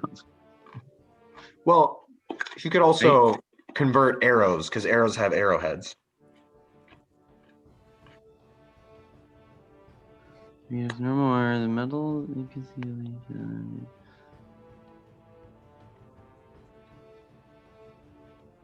Okay, cool. So, okay, so you're gonna use your channel divinity. Cool. Chris, do you want to tell us what happens with that? Like, how do you do it? What does it look like? I just clap my hands, slap it onto the arrows, yell boom shakalaka, a flash of light, and everything's made. Okay, so why don't you roll a 1d6 for me? Oh, wow. 6. So we'll say you get 6 fire arrows. So because these are, essentially, okay. Yeah, so basically what they do, so a normal arrow I think does 1d8. So they just do an additional 1d6 fire damage. Sick. Oh, yeah. Dude, Chris, way to come through, homeboy. Yeah, I mean, yeah, and we'll say that, yeah, those aren't worth more than 100 gold pieces, so that's fine. Yeah, because they would also be a one-time use item. Yeah, they are one-time use. Because they would burn Yeah. and get destroyed. Gone after that. Okay. Anything else while y'all, I don't know. Yeah, we'll like barricade some of the door or the windows and stuff. Okay. So Snorri's doing that. So what's everyone else gonna do? I would say you keep lookout I'm on the second floor. with her fire arrows, and we'll have a torch there ready so she can like light the torch and then light the arrows with the torch. Sure. So Emily, why don't you give me a perception check? And let me know what you get, because I'm actually getting up something quick here. This is premium assets, dungeon. 14. 14. Okay, and then Snorri's doing that. What are you gonna do, Arid? Everyone's out of the building, right? We've made everyone move to. Yeah, you can move your character where you want them in the house too. By the way, like you can. But as far as townsfolk go, right? No one is outside. Okay. So I'll take care of that while you like start barricading because you're a strong boy. Yeah, I'll move. I'll try to be delicate, but I don't think I'm going to be too cautious with moving chairs and tables and things into the path of windows and stuff. Okay, so you're barricading windows and stuff. Cool. Why don't you give us an athletics check for that? So athletic. Yeah. I prefer supreme athletics. Huh? That's a cool fireplace, by the way. I know. I was like, wow, that's really all 3 rooms. Very smart. Yeah. Okay. All right. Well, you are feeling really strong, confident about all this barricading. Silas, what are you gonna do during this time of preparation?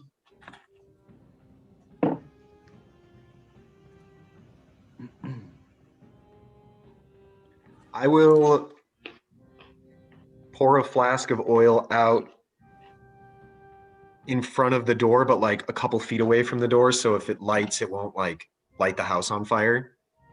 Okay. I will work on filling a number of buckets of water and kind of bring them around just in case like we need to extinguish fires. So I'll put like a couple by the door. Okay. I'll put a couple up by Zafira so she can like douse things if she needs. Okay. So after a few hours, Zafira, indeed, you can see as you're sort of looking at all the windows, you have a pretty good vantage point on the second level in many directions. But you can see coming from the south, you can see a what you perceive to be a dog sled, and it seems to be moving pretty fast. And then it goes out of your line of vision just because there's no windows there. So so it seems like at least there's some kind of dog sled approaching. I'll light the torch for her using prestidigitation, and I'll carry it with her. Okay. So then, Zafira, you can see from the second level that the sled sort of pulls into the town center. Maybe I'll retcon it, and I'll say this town center has, these 5 or, large-ish buildings, and that's where sort of the speaker of the house, or the speaker, God damn it, speaker of the town. I think we're okay if we just say speaker of the house. Speaker of the house. Okay, so we're gonna call it speaker of the house. Yeah, speaker of the house resides, and maybe I suppose it's technically not the town center, but whatever. It's it's pretty obvious this is like a main part of this place.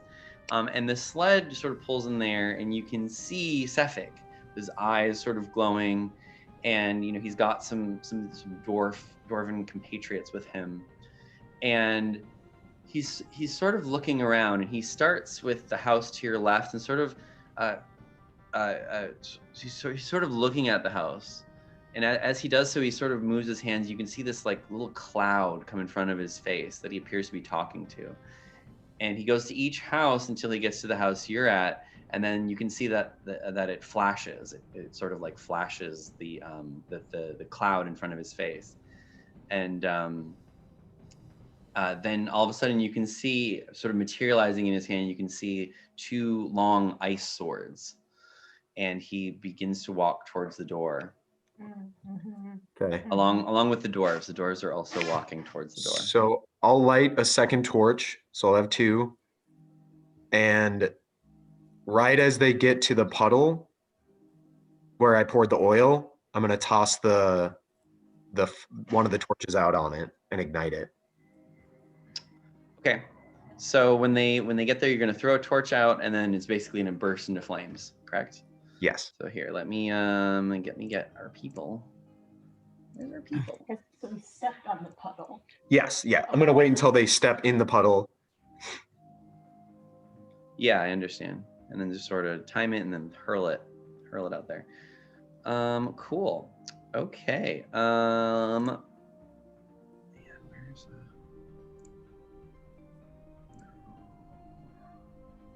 there we go. Okay, so we're gonna say that this is Sefik.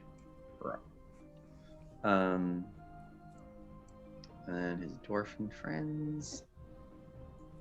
Dwarfen friends. Sefik has shrunk a little bit. Yeah. He's a little boy. He's getting smaller. Is that Torga? Or no, those are the. No, those are the friends.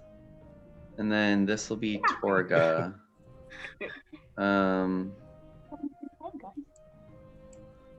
Oops. Okay. Okay. So, I think there's one more of these guys actually. Whatever. I don't know. I guess that's how they're approaching the house.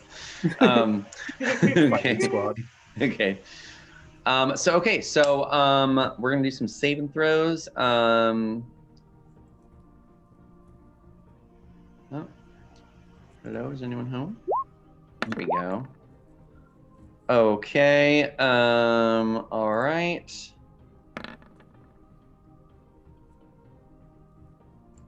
All right. I'll just do a couple more. And then here. Oh, I can do this. Oh, that's much better. Cool. Well, so Chase, as you hurl it, basically a lot of them do sort of, they kind of put 2 and 2 together. They see the oil on the ground. They see this thing sort of coming out, except for one of them. One of them is completely oblivious. But actually all the rest of them, unfortunately, do see it and do jump out of the way, except for one. So it doesn't really do that much damage. You can roll a d6 for me. Okay. And it just hit this dwarf here. Oh, 6 damage though. 6 damage. Okay, we ain't hating that. Okay, so now why don't we roll the initiative? Let me don't roll it yet. Okay, now you can roll it. And let's this is too lovely of music to God damn it. be battling against. Damn it. Jeez. Oh my god. Okay. For some reason, it didn't count me. Oh, it doesn't sometimes put people in, and I don't know why. I think you might have to select your token before you. Yeah, it's weird. All right. Should I just re-roll then, or Sure. didn't make much of a difference? Actually, it was worse. Yeah. Okay, there we go. So, Haching. Okay, and then... Dwarves.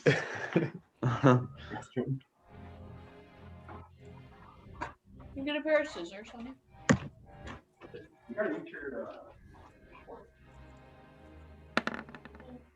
Okay, all right, cool. So now let's do la descending order. Okay. So everyone but one of the dwarves is surprised, unfortunately.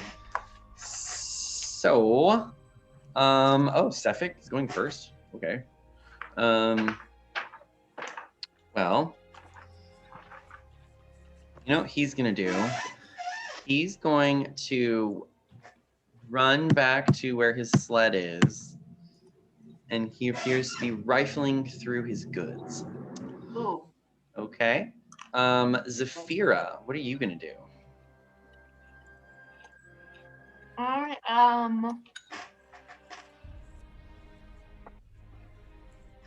feel like I should take this look at it. Which one is the one that's burning? This one. So I'm gonna knock an arrow and I'm gonna aim. Hunter's Mark. And Hunter's Mark, bonus action. Okay.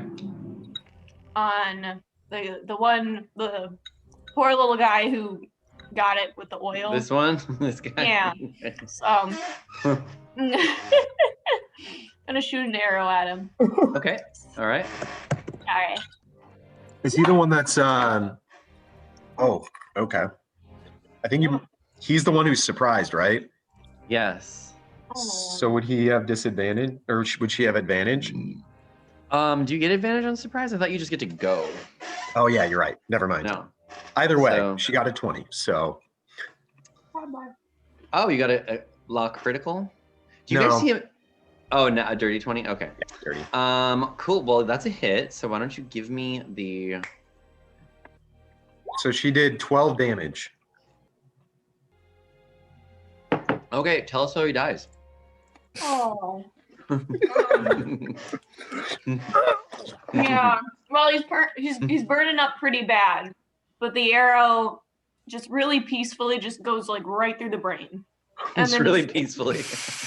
Very he's peaceful. just gone. He doesn't feel it anymore. Like, I don't want you to suffer, buddy. Yeah. I only do this for mercy. Yeah. Okay.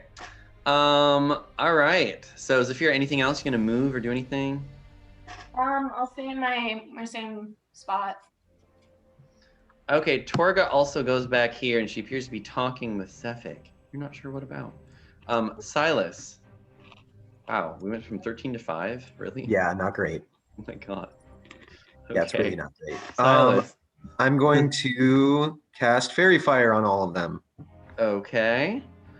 Sounds good. So y'all have advantage. Did they get a save or does it just happen?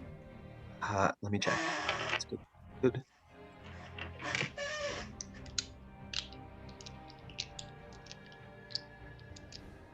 That's not Fairy Fire. That is Featherfall.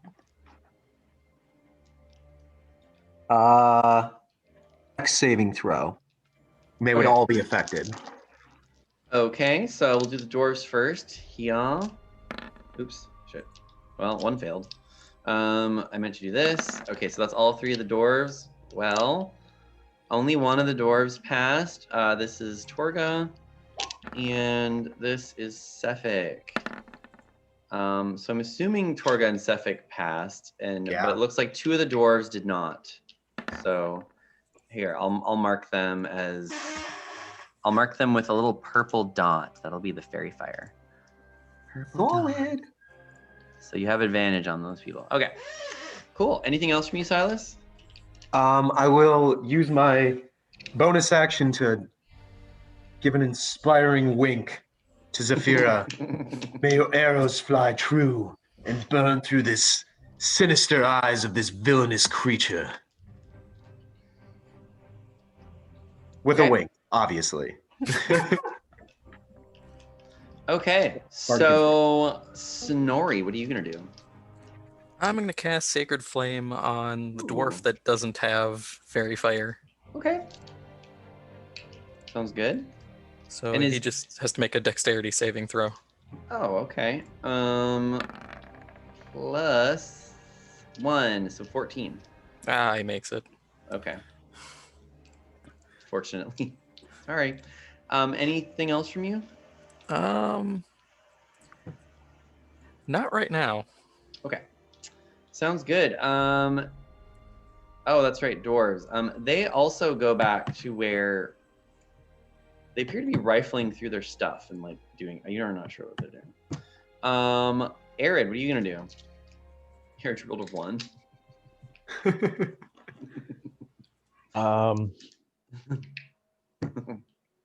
He's not very fast, but he's big. Well, I'm gonna cast Shield of Faith. Okay, sounds good. Good. That's a bonus action. Do you wanna do anything else on your turn? You could chuck a javelin.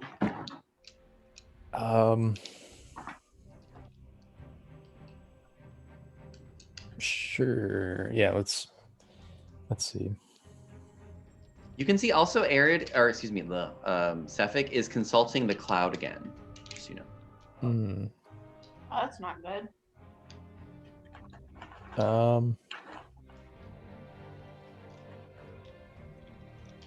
I'm gonna hit one of the purple dot dwarves with a javelin.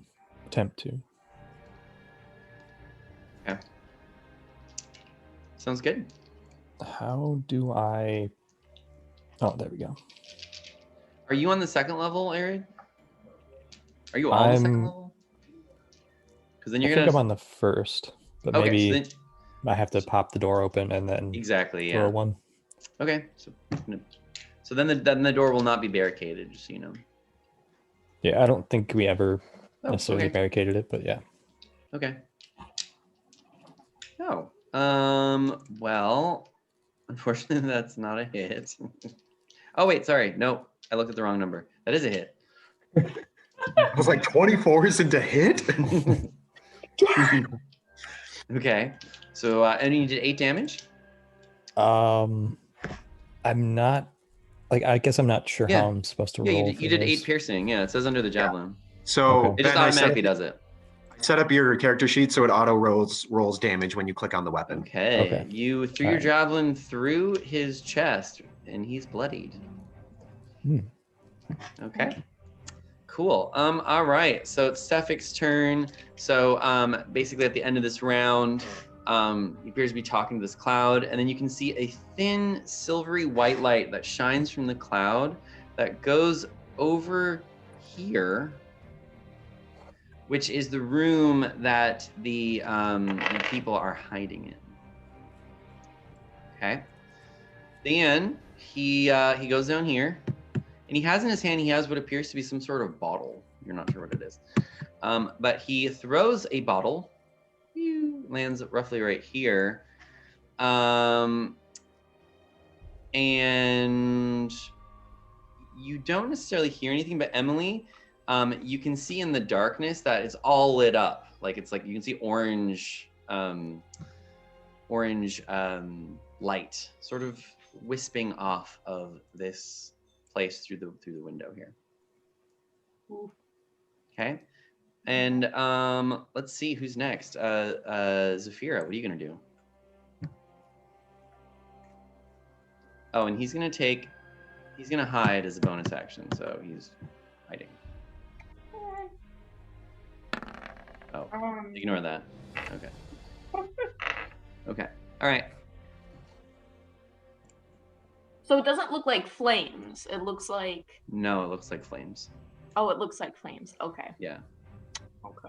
Well, You can see, Zafira, you can see that the rest of them are all holding a similar flask. Fuck, alchemist fire. All right, well, I'm gonna knock an arrow and shoot it at the one guy who's got the red and purple dots. No. Yeah, I mean, he's... Then if I don't kill another one, then he'll be able to kill someone. Or no? Or should I do Torga? Okay.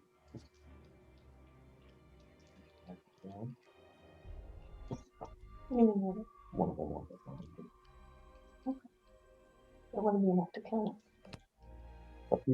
Okay. I'm gonna do Torga. Okay. I'm gonna knock an arrow and I'm gonna aim for Torga. Okay, so why don't you give me an attack roll?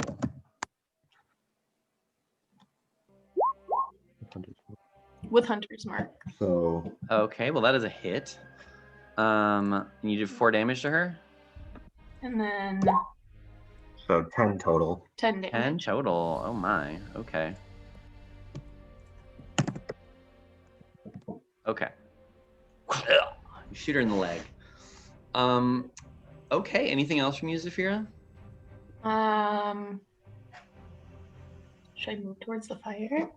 Yeah, where are you? I don't really know where I am. There's not a second floor. Where you can just say this it's the same layout. Is it? As- Okay. We'll just say for ease. Same I'm layout. It's just you're just on the second floor. Yeah. Okay. Absolutely running here. Yeah. Okay. I start moving towards the fire. You could easily get there. I get to the fire. Okay. Do you want to move your character? Oh, there you go. Okay. Yeah. Sorry. That was Okay. a delay. Okay. So you can see that the thatched roof above you, you can see it's burning above you. Mhm. And smoke is sort of coming in. Right before you left, Torga caught your eye. And she follows you here and she throws. Okay. Hold on. Oh, they're quite dexterous. All right. Well, she actually throws it inside of the window. Mm-hmm. And there is la fire burning inside la house right there. Okay.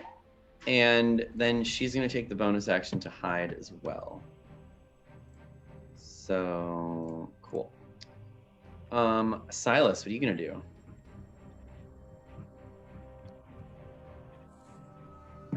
Oh, by the way, here's where the people are. I'll put the people on there. I'm gonna grab 2 buckets of water, run in here, and I'm gonna douse them. Okay, so we'll say you get rid of 2 fires. Okay. And I tell the husband and wife to grab buckets and douse the fire too. They're locked in like a little place. Okay. So wait, like, what place? I'm gonna put them on the map. Just give me a second. Okay.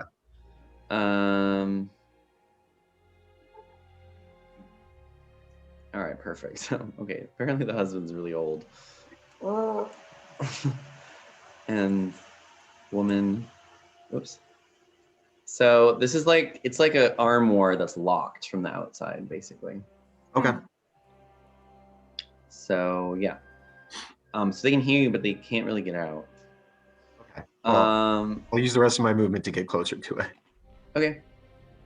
Cool. All right. So dwarves then also throw their bottles at people. Okay.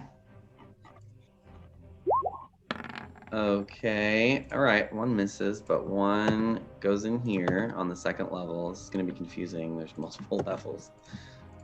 Okay. And one goes over here. Okay. And then actually now the building's also burning on the outside. Okay. And okay, Snorri, what are you gonna do?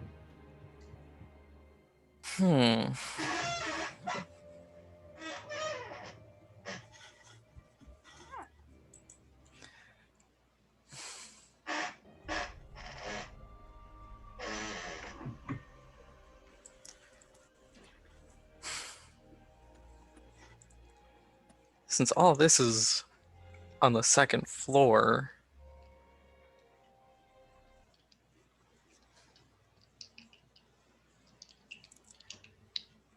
I'll try another Sacred Flame on the Bloody Dwarf. Okay.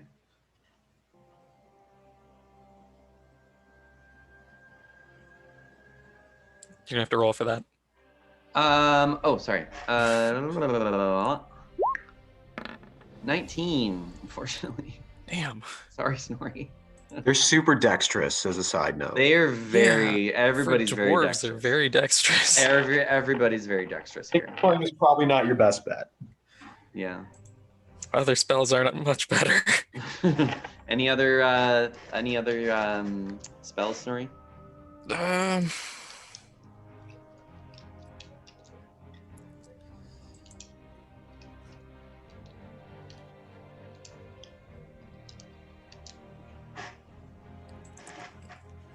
No, that's really it. Okay. Arid, what are you gonna do?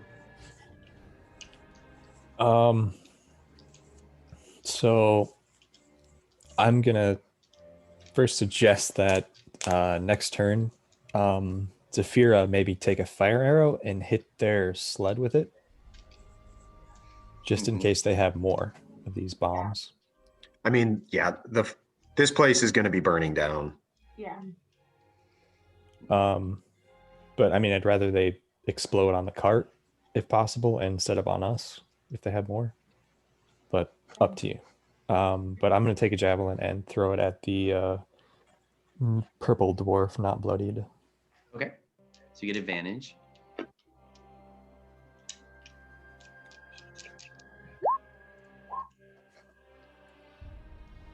Well, it looks like a hit there, doesn't it? You did 5 damage. Okay. Anything else from you, Arid? No, I think I'm gonna have to stay here. Fire is spreading. Okay. All right. Cephik. Oh, you know what he's gonna do? Don't know where he is because he's hiding. Okay. Well, he is going to.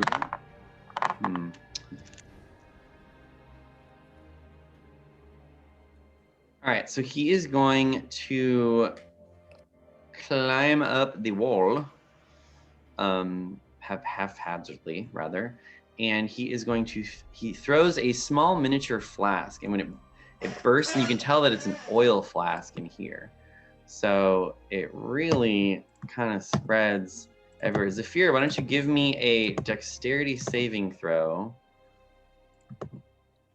See if you can jump out of the way of this fire.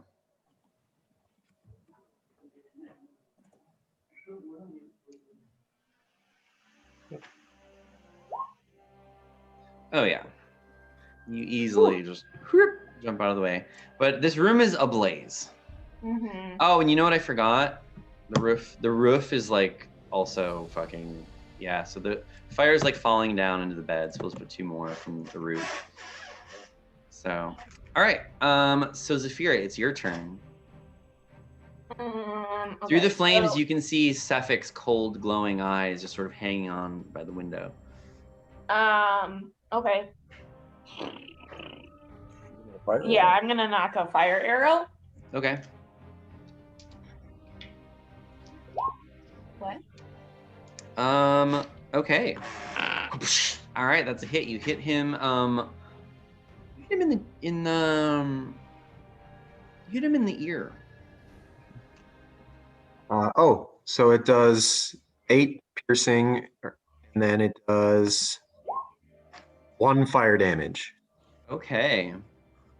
So it's gonna be. Or it does 9 11 damage. 11 piercing and 1 fire damage. Sorry. Okay, so 12 damage. Okay.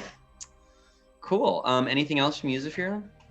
You should move out. Yeah, I'm gonna get out of that room and. How? Because Oh. the doorway is blocked by flames. Is it? Okay. Well, Yeah. these flames Wait, are those are only on the downstairs. roof. These are on the roof. So Oh, I these. thought they were downstairs. No, those are on the second level. They threw in 2 flasks on the second level. They Is made there it. a fire going on in that chimney? No, but the fireplace is sort of over here. Oh, Oh wait, no, it's not. It's like a 3-way. Oh, that's pretty cool. Oh, that is really cool. Okay.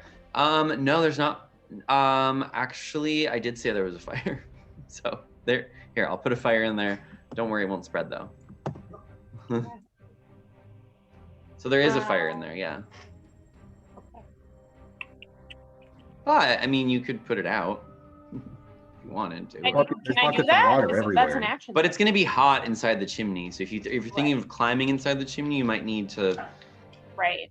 have some sort of way to climb the heated stone.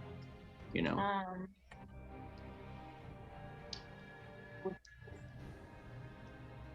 No, it's in the No. Okay. I Well, I can't do it now. But you could also just run through the fire.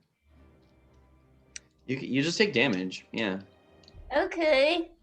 But okay, so this was on the roof. This is the only fire that was thrown in the window. No, you're confused, Chase. So these two here, so this one and this one, were thrown on the second level. They went through the windows into the second level. Okay. And this one was on just sort of the outside of the house. This part down here was on the roof and on the second level. Gotcha. Yeah. Okay. Yeah. Okay.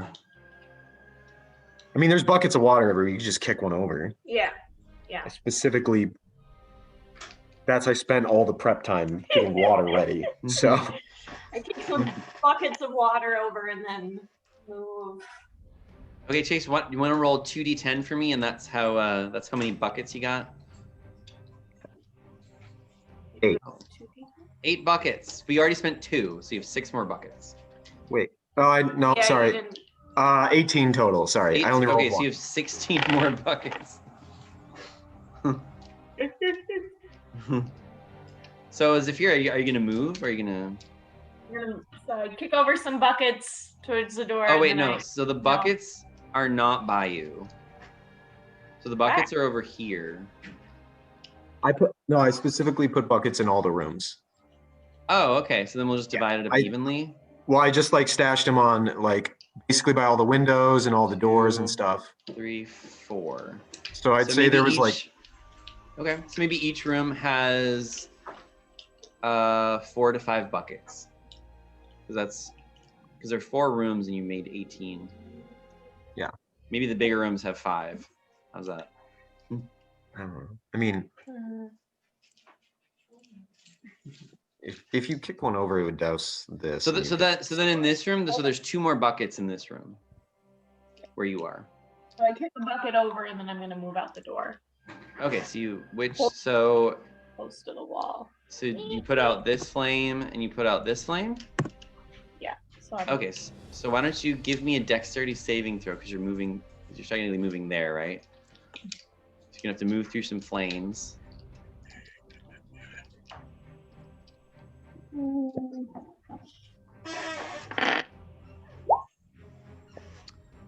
So unfortunately, you are gonna take some damage, and your warm clothing has caught in fire. So we'll just note, is there a fire symbol? No, there's not. Oh, there's like a flame, yeah. Okay, so yes, you're gonna take 5 damage, and your clothing is on flame. So basically, you can put out the fire if you use your action to just put out the flames on your clothing. Okay. But if you don't, they might get damaged and ruined, essentially. Okay. Torga you don't know what she's gonna do, but she's doing something. Silas, what do you do? I'll lock the door. Okay. And then I'll tell them to come out here, and I'll grab the last bucket and throw it over the fire, like this. Yeah. Oh, that one? Well, no. So like flashing it like this. Yeah. So then you create a path. Yeah. Okay. Sounds good. So that was your action to like unlock it and basically splash. Then you can, and I suppose you did, so you can move a little bit, maybe like we'll say 10 more feet. I think that's fair. If you want. So like. Okay, and these people will just go at the end of the round. Oh, for free now. Okay, sounds good. The dwarves. Let's see. No one's really looking at them, so you don't really know what they do. Okay.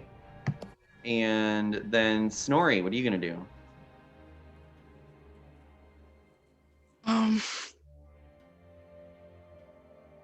Any suggestions, anybody? I mean, there's no reason we need to stay in here anymore. You guys should go out and fuck them up. House is on fire. We can't put it out. There's no point. Just go out and Yeah. bash them.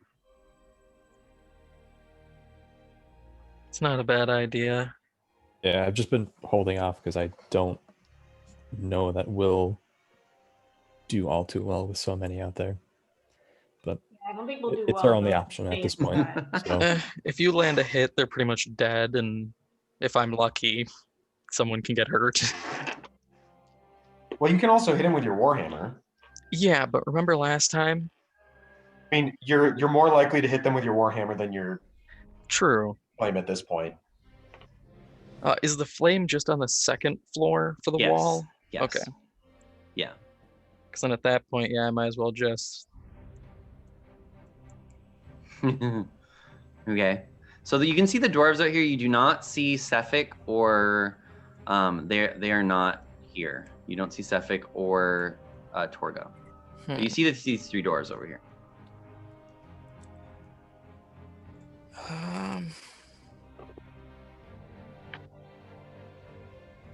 do you have to cast your fire thing on a creature, or can you cast it on something?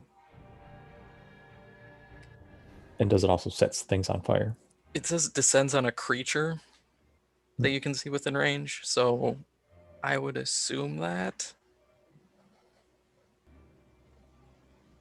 Do you even have like a torch that maybe you could just light and toss on the cart or their sled? Oh yeah, I got torches. Maybe give that a shot. I don't know how far away it is, so. Yeah, is it just on the edge here, or are they retreated further back? Sorry, what? The dwarves, because they're by the cart, right? Or the Here, sled.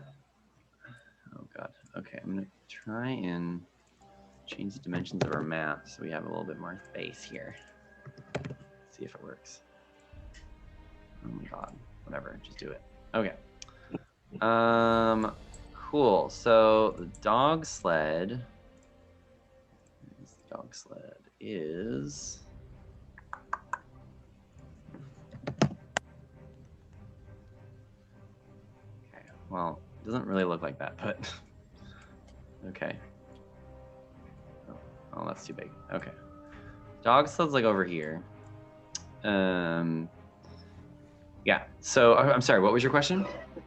I was just wondering if they were right by the sled or not. Here we'll say that. Well, no, because they grab stuff from the sled and move back and then through it, so they're not right by the sled. No, they're. I mean, this one's 10 feet from it.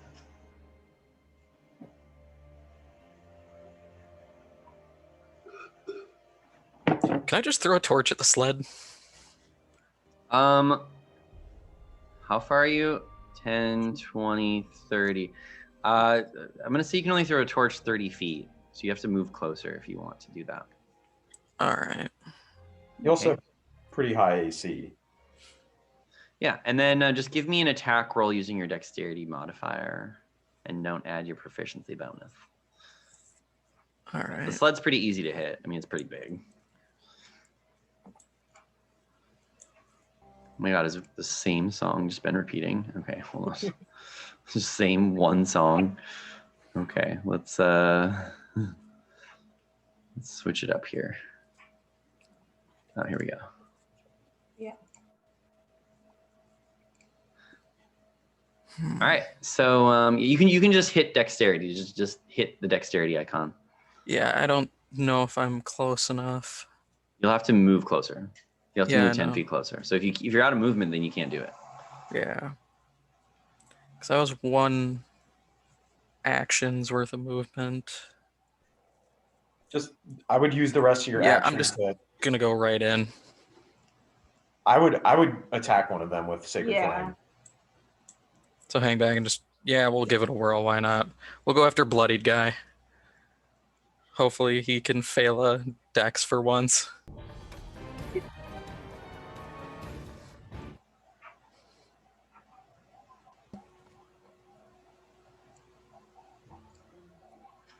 All right. Oh, sorry. My bad.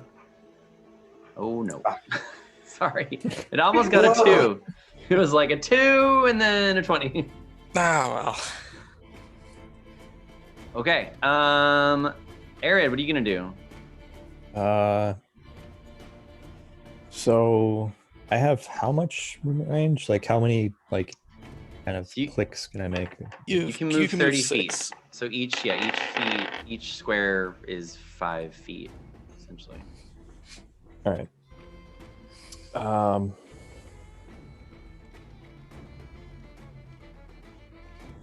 So also, one thing that's really helpful is, do you see on your tool set, do you see it looks like a little circle with like a line through it in the upper right corner? So if you click that and then you click the board, you can actually see what I'm doing? Yeah. You can like see how far things are. It's super duper helpful. Okay. Yeah. Oh, that's neat. Isn't that cool? Because sometimes the grid, like for certain maps, it looks funny because there's already a grid and then there's a grid on top of it.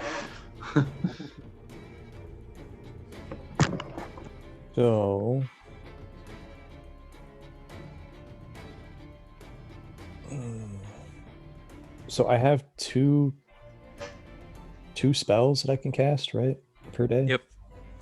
Yep. Does Lay on Hands count as that, or is that something else? Nope.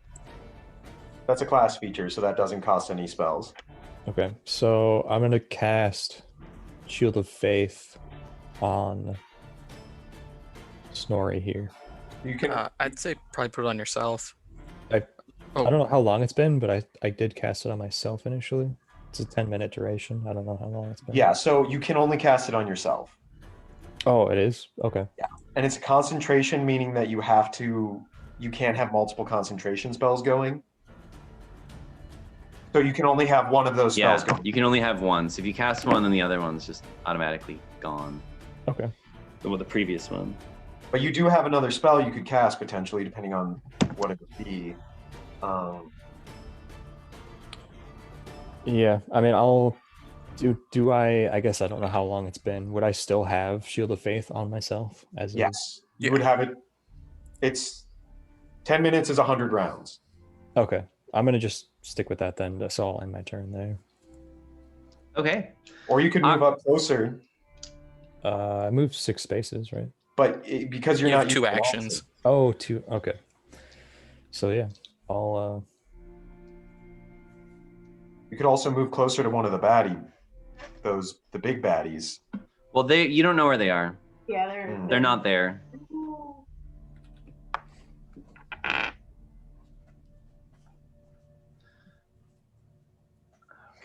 so it's actually going to be.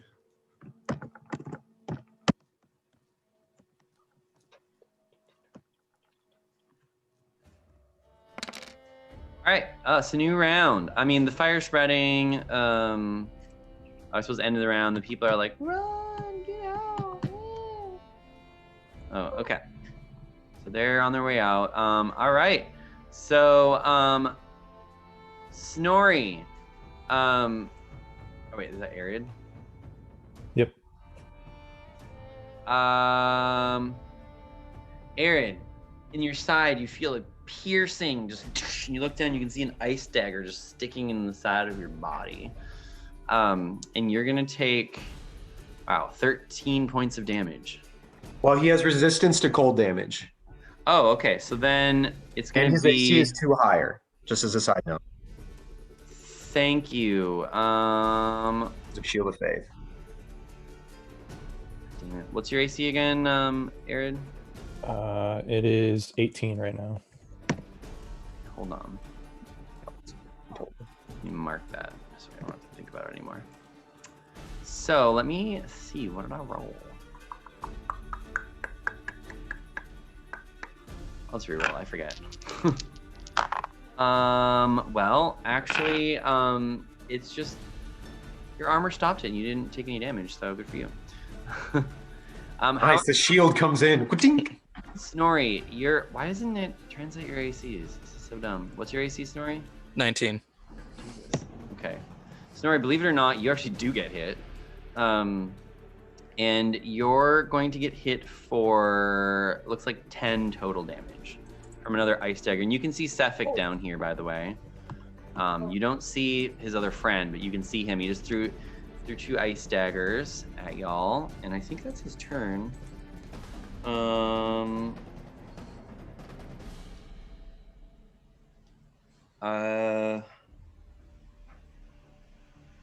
we should have done something else. Whatever. Okay, Zafira, what are you gonna do? Well, I'm gonna put out my flames. So I'm no longer on fire. And then I'm going to move out of the building. Okay, smart.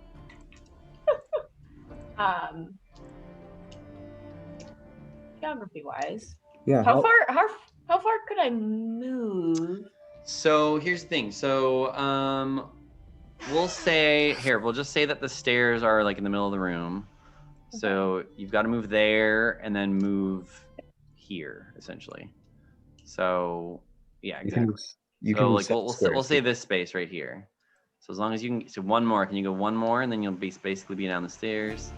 Okay. Then we'll say it's 5 feet of movement to go down the stairs. So how many more movements do you have left? So she has 7 total because she's a wood elf. Okay, so then I think you got 2 more movements. So now you're downstairs, essentially. Okay. So yeah, and then 1 more. There you go. Okay. So you can.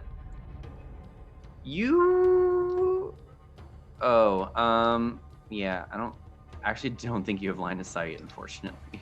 Mm-hmm. I guess that's the downside of being upstairs. So if you wanted to do something else, like I don't know if you can cast a ranger spell or anything, do a bonus action, you can. I don't think you have line of sight on them, unfortunately. Nope. Okay. That's all I got. All right. And this girl is going to come out of her hiding place, but you don't necessarily see her right away. And she's going to go pew. Oh, dear. Okay. So, Arid, she shoots you. Oh, no. Well, that's bad. 1 second. She got a critical on you, my friend. A crossbow bolt of some kind. There we go. Okay, there we are. She shot you. Oh god. She shot you in the neck. And I need you to give me a Constitution saving throw.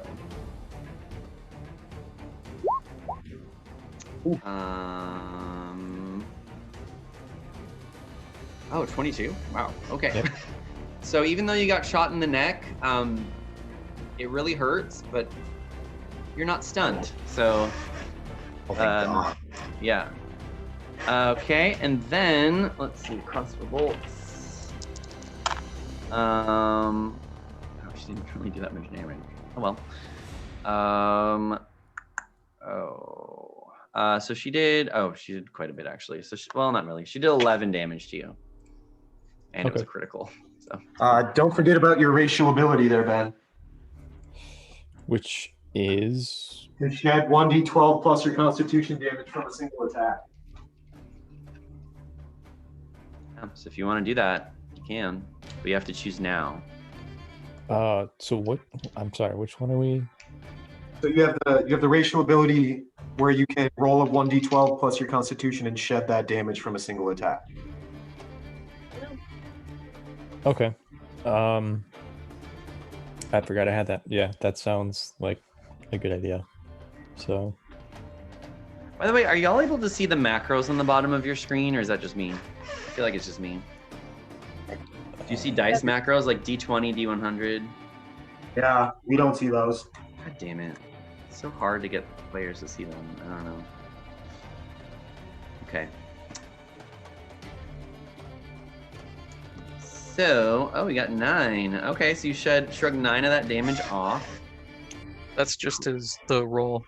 Now add your Constitution mod. Oh, well then 3, you don't take any damage then. Nice. And you can do that once per day? Is that how that works? Once per. I can't use it again until I finish a short or long rest. Oh, cool. Okay. Yeah. Sweet. Cool. So now we are on to Silas. What are you gonna do? Well, he's using the bathroom right now, but Okay, we're gonna skip his turn and he can act when he gets back. Arid, you got some dwarf action happening here. Your AC is still 18. Yep. As far as I know. Yep. Okay. Well, that's a swing and a miss. What? No. That is a swing and a hit. So, Arid, you are going to take 2 points of damage and give me a concentration check because you got hit while you have a Shield of Faith active. Right. And the DC is 10 for that because you only did 2 damage. You get 10, then you're good. How would I roll for concentration? I think it's just a check? Constitution save. I think it's just a Constitution save. Pretty sure. Oh, unfortunately, your Shield of Faith ends. Yep. Okay, and then one other dude's gonna try and attack you, but misses. So, oh, it's gonna move there. All right, so now it's your turn, Silas. Okay. I'll go down the stairs as well, wherever. So. Okay, so here's There. that's where you gotta go, and then. Okay, so Silas, you would not have line of sight of them, just barely. Okay. So is there anything you want to do right now? If I went up here as opposed to low? No, you'd have to go where these people are to get line of sight. So if you can make it there, then you can have line of sight. Here, actually, these people should be a little closer to the. See the doors right here. Gotcha. It's like right down here, actually. So if you're in the So, same yeah, line as these people, then you can get line of sight. I could go here, which would be line of sight. Yep. Yeah, so then I will use. As long as you can vicious- shoot that far. Yeah. I mean, that's. Yeah. I don't know what the. So it's 65 feet. Let me check my spell. Or you could do that, but that one's 70. No, that's 65. So either one. Yeah, I'll shoot him with my crossbow, because Okay. crossbow's like 120 feet. Sure. Do you want to hit the bloodied one? Yeah. Okay. So give me that attack roll, baby. Oh. Well, that's a hit, but not very much damage. It doesn't kill him. Fuck. Okay. Okay. Anything else? Any bonus actions from you? I will inspire Arid. Arid is inspired. Okay. Dwarves already rent. Snorri, it's your turn. Wait, are those? I tell the people to not run to the door. No, the But- fire's above. Yeah, they're sort of like they're afraid, so you might need to persuade them. Yeah, We can do that at the end of the round. Let's we can do that at the end of the round. these Snorri, what are you idiots gonna are do? gonna run right into fucking combat. There's also a door on the back.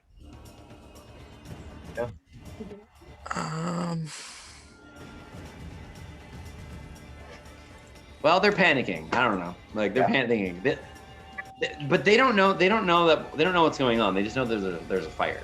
You know. All right, I'm just gonna move in and take a swing on this guy. And I missed. Okay. Anything else from you, Snorri? You should cast like bless or something. That would be a good move. Yeah. As a side note. Yeah, we'll fling out a bless. Actually, no, I'm gonna wait because it's not gonna be as useful. Yeah, you couldn't this turn because you already attacked. Yeah. I'm Okay. gonna healing word myself. Okay. So 5. Nice. Voice. Okay. And are you done, Snoring? Is that it? Yep. Okay. Arid, what are you gonna do? I'm gonna swing at. How do I like ping on the map? The purple dude, not bloodied. Yeah, with this my one. greatsword. So basically, what you do, Ben, is you have to make sure that the select tool is highlighted in the upper left corner. It looks like a mouse, and then you Okay. just kind of press it. You left click it and press it, and then that's how it shows it for everybody. Hmm. Okay. So all right. So give me that attack roll. Well, that's sure a hit. Let's see. I think this one might. Oh, this one has been hit a little bit. Yeah. Why don't you tell us how you kill him? Well, just kind of come down on his head. All right. Anything else from you, Arid? I'm gonna cast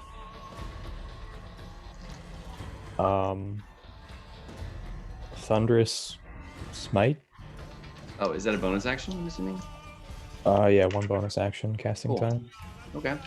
I don't think I have it filled out yet. So Okay. but I'll work on that. Sure. All right. So round is over. So Chase, do you want to try and persuade people from not going out the front door? Yes. So give me a persuasion check. Hold on.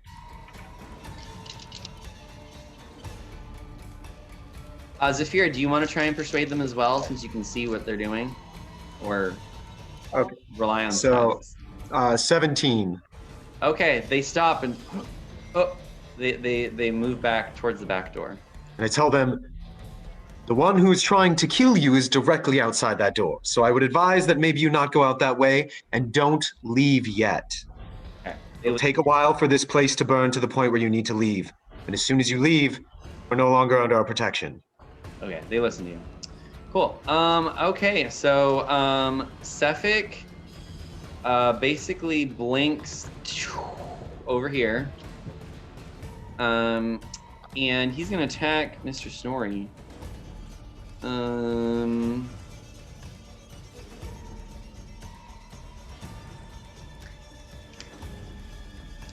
Actually, no, he's not gonna do that. He's gonna go here because he just saw one of his men die from this big giant. So he's pissed at the giant.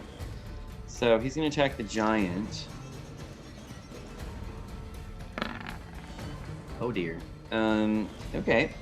Well, unfortunately, you get hit twice.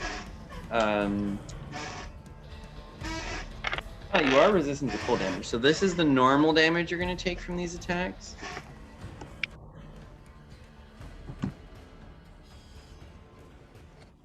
Okay, so the normal damage is... Oh, did it not work? No, it didn't work. All right, I'm just gonna roll real dice then. I don't know why it's not working. Oh, well, I guess lucky you. You rolled 2 1s. So you're gonna take 5 points of regular damage, and then for... you take half this amount. Cold damage. So you're gonna take 4 cold damage, so that's gonna be a total of 9 damage to you. Okay. Okay. And then Sefik's turn's done. Zafira, what are you gonna do? I'm gonna move. Get line of sight. Yeah, that's fine. Okay. And then I'm going to knock a fire arrow and cast Hunter's Mark on Sefik. Okay.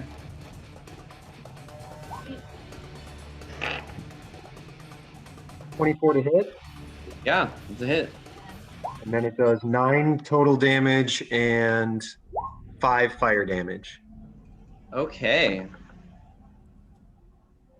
Okay, so that's 14. Alrighty. Alright, anything else from you, Zafira? Zafira, you can see that the fire, you can see the fire on the stairs coming down. Okay. Just so you know. Just so you know. I can't do anything else though. No, you're done. Yeah, I'm done. Yeah. Okay. All right, Torga, what's she gonna do? She's gonna go.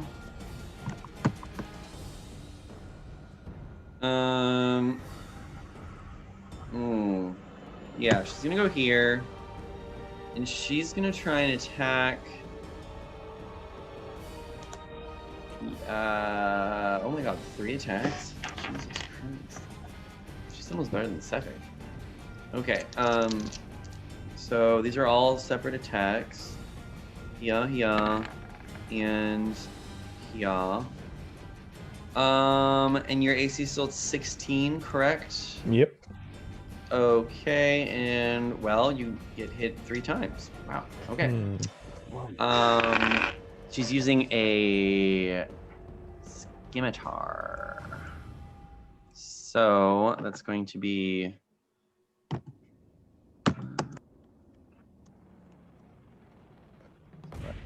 Yeah, these bandit captains are like really, really hard. Oh my god. Yeah, she's gonna do a lot of damage to you. So this is how much damage you take. That's gonna be 15 points of damage. Okay, so I'm down. He's down. Okay, but that's her turn. Oh, you know what she's gonna do? She's gonna start dragging you. She's somehow. Well, here she probably has to make an athletics check. Well, okay, she's gonna start dragging you, and maybe not getting very far. She drags you 1 space. All right, Silas, what are you gonna do?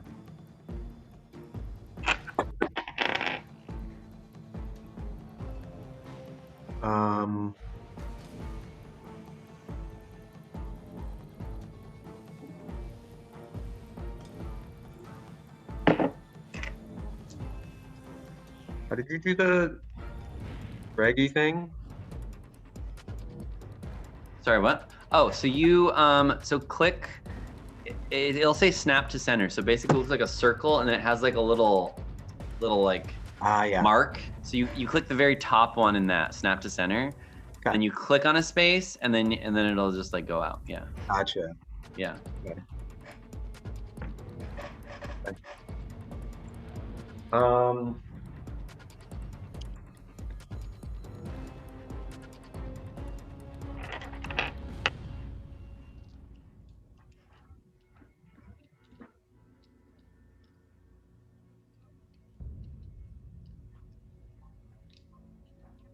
Okay.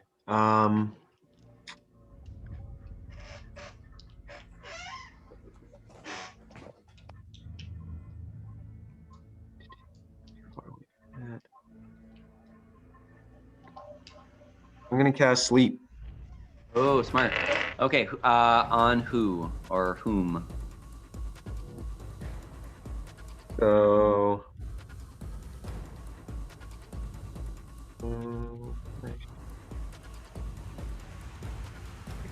So it's creatures within 20 feet of a point. Okay. So I'm gonna do.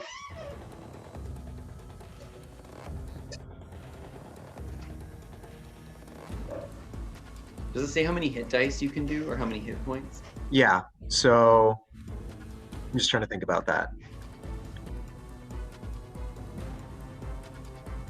How many hit points can you do or how many hit dice? Yeah. So I have to roll 5d8, and so I'm just trying to think of which area would be the best for me to do.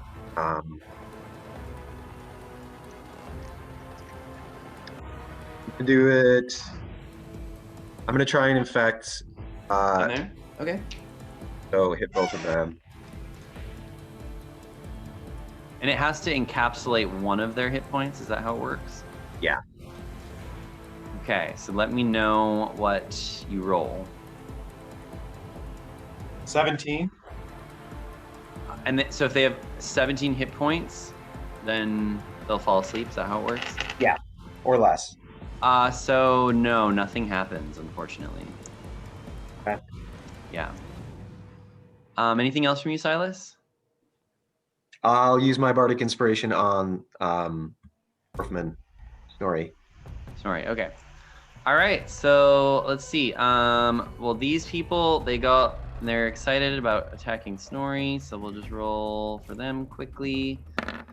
But they don't do anything. So cool. Snorri, what are you gonna do? What does Bardic Inspiration do for me? So you can use it on an attack. You can use it on healing, actually. So it can add a d6 to your healing, a d6 to an attack roll, a d6 to a skill save, not save, a skill check. Or no, maybe not skill check. Let's have a check.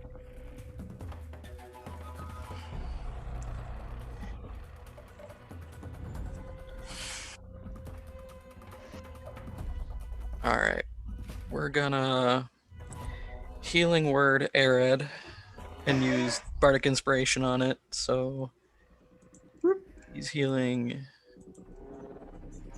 a total of 11 hit points. You are prone, Arid, but you do come back to consciousness.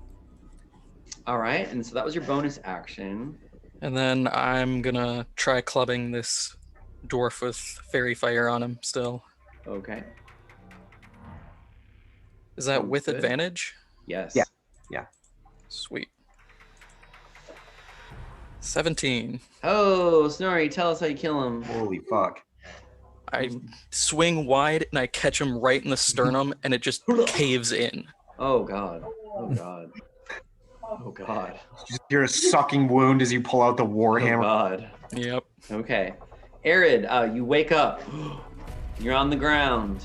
You can see Sefik with his cold, dark, icy eyes and his icy dagger and sword, and you can see Torga, this female dwarf with a scar on her face, looking really mean, standing over you. What do you do? Try to get up. Yeah, you can get up, so it's half your movement to get up.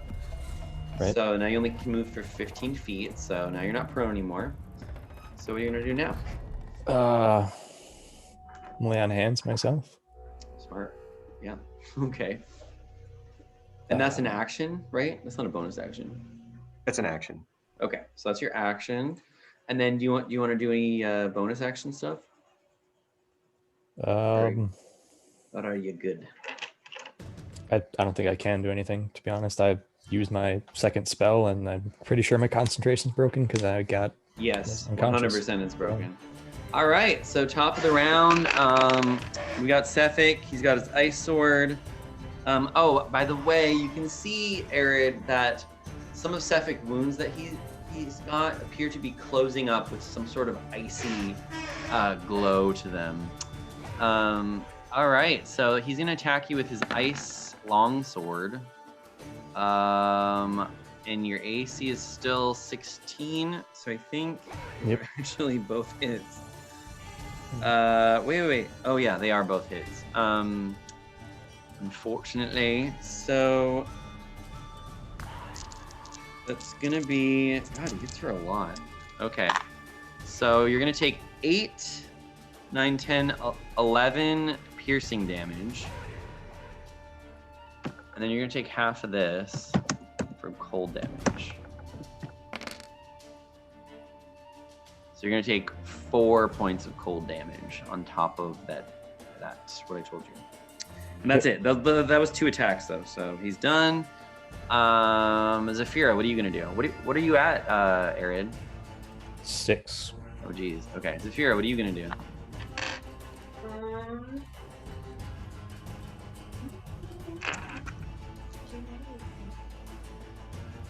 I think I'm gonna move slightly closer to his head.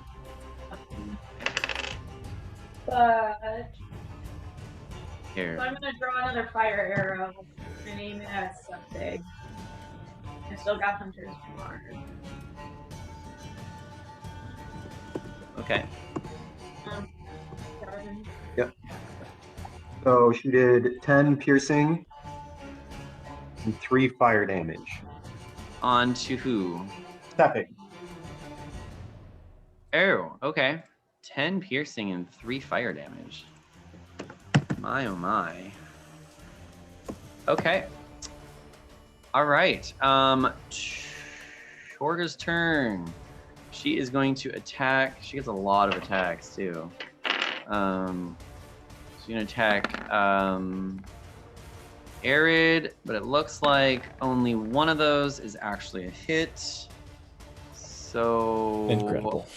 Yeah. Okay, +3. So Arid, you're gonna take. Oh man, yeah. I'm sorry. You take 7 points of damage. Just enough. Actually, All right. Yeah, she rolled pretty high on her damage. Okay. Silas. Oh, and then she's gonna start. Oh, is she? Let's see. Okay, she's gonna start dragging you towards the sled, Arid. Dragging your unconscious body towards the sled. Okay, so Silas, what are you gonna do? Yeah.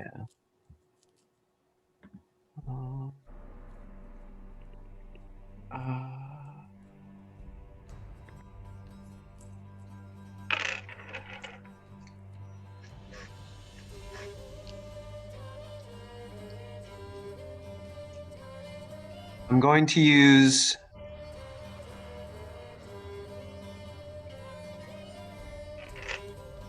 Dissonant Whispers on Torga. Okay, she So has she to gets- make a whiz save? Yes, a Wisdom saving throw. Okay. Oh, let's see how wise she is. Oh, she's not very wise. She got an 11. So she takes 9 psychic damage, and she immediately has to move away as far as she can move away from us. Immediately, like on her next turn? Right now, I think. Right now. Let's see. I think that's on her next turn because she can't immediately move Yeah. right now. So on her turn here, I'll put a little marker that she's frightened, basically. Okay.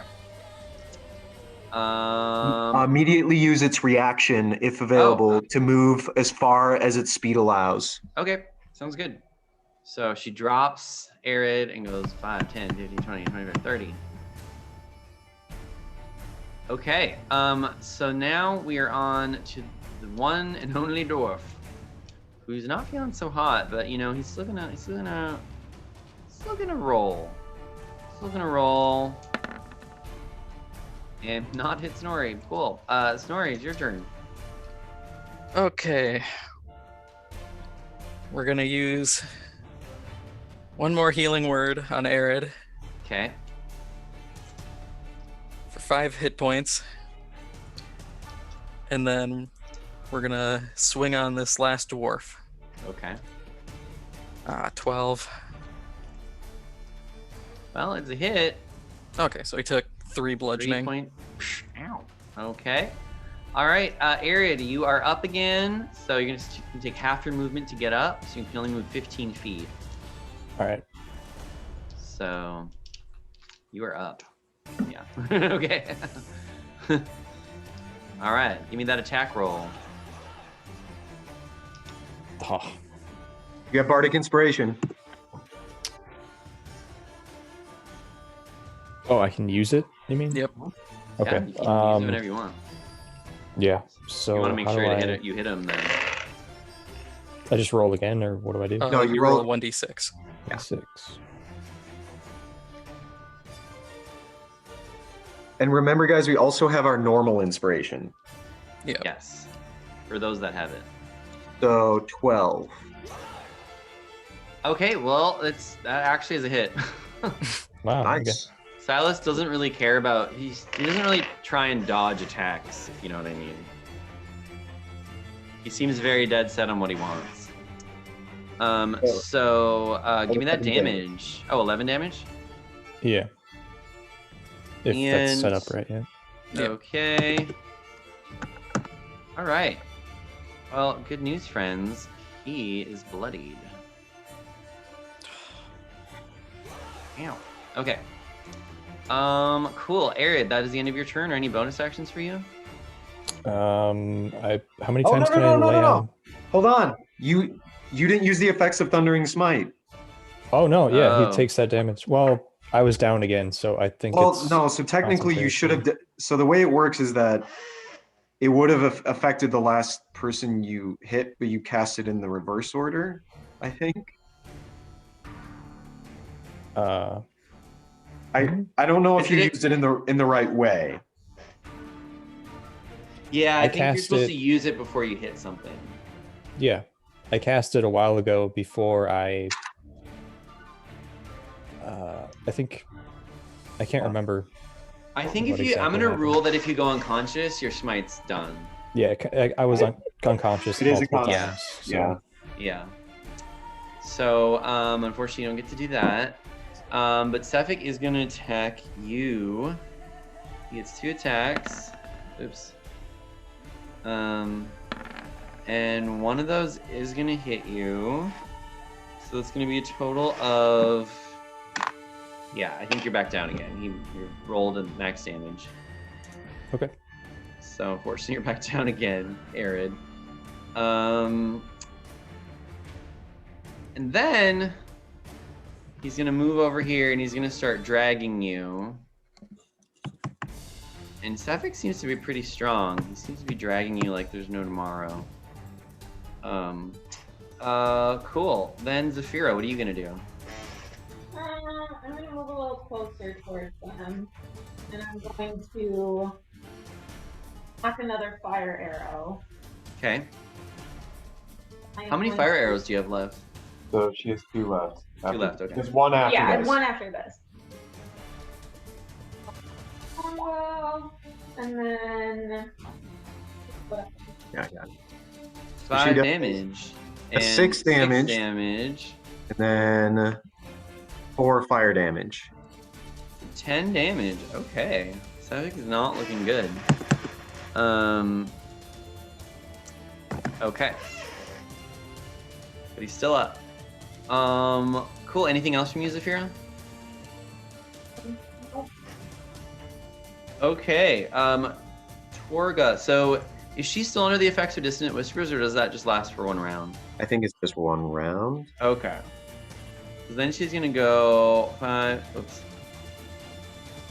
10, 15, 20.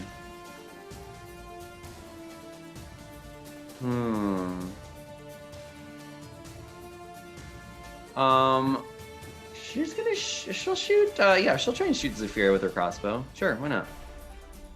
Phew.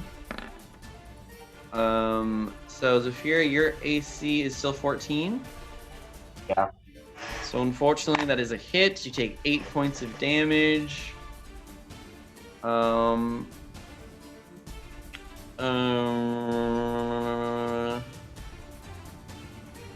Yeah. And then she's gonna get on the sled. Silas, what are you gonna do?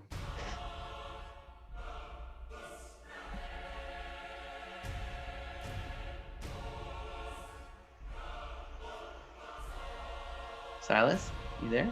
Yep. I'm gonna move here and I'm gonna throw a flask of oil on the sled. Oh, okay. So you're roughly 20 feet away. Yep, that works. So Bew, why don't you give me just a dex? Just click your dexterity. AC of it is 10. It's pretty easy to hit. Just like a dexterity. Yeah, Yep. you're fine. Okay, you hit it. So there's oil all over it. Okay. Any bonus actions or anything?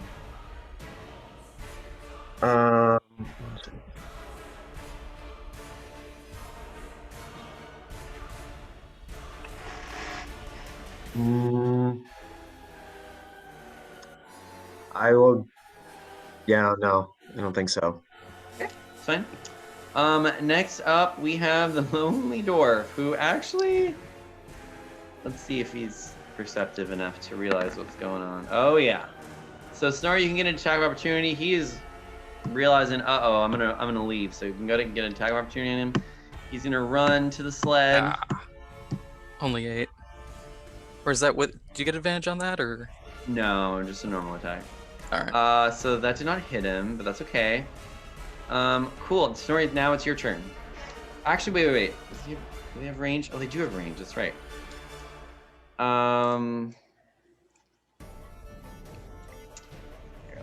He probably is not going to hit anything. Yeah, he critical failure. Cool. Okay, nothing happened. Snorri, what are you going to do? I'm gonna get a torch ready and throw it. Throw it. All right, give me a dex check. Hey, look at that. All right. So it goes up in flames. Flame on. Flame on. Flame on. Cool. Arid, what are you gonna do? Or sorry, anything else from you? Sorry. Would that be just one action then? That's your actions. You still have a move action and a bonus action. Yeah. All right. Could I just toss a sacred flame out there? Sure. No, so that's no. Oh, is that a bonus action though? No, that's just an action. I wasn't sure if move action is strictly move action or if it's. So you only get one action per turn. Okay. Yeah, in this one. Mm-hmm. Then we're gonna move up a bit. Okay. You don't have any more healing words, I'm assuming? Nope, I burned everything. Yeah. Arid, why don't you give me a death saving throw? Just basically roll a d10, or excuse me, a d20.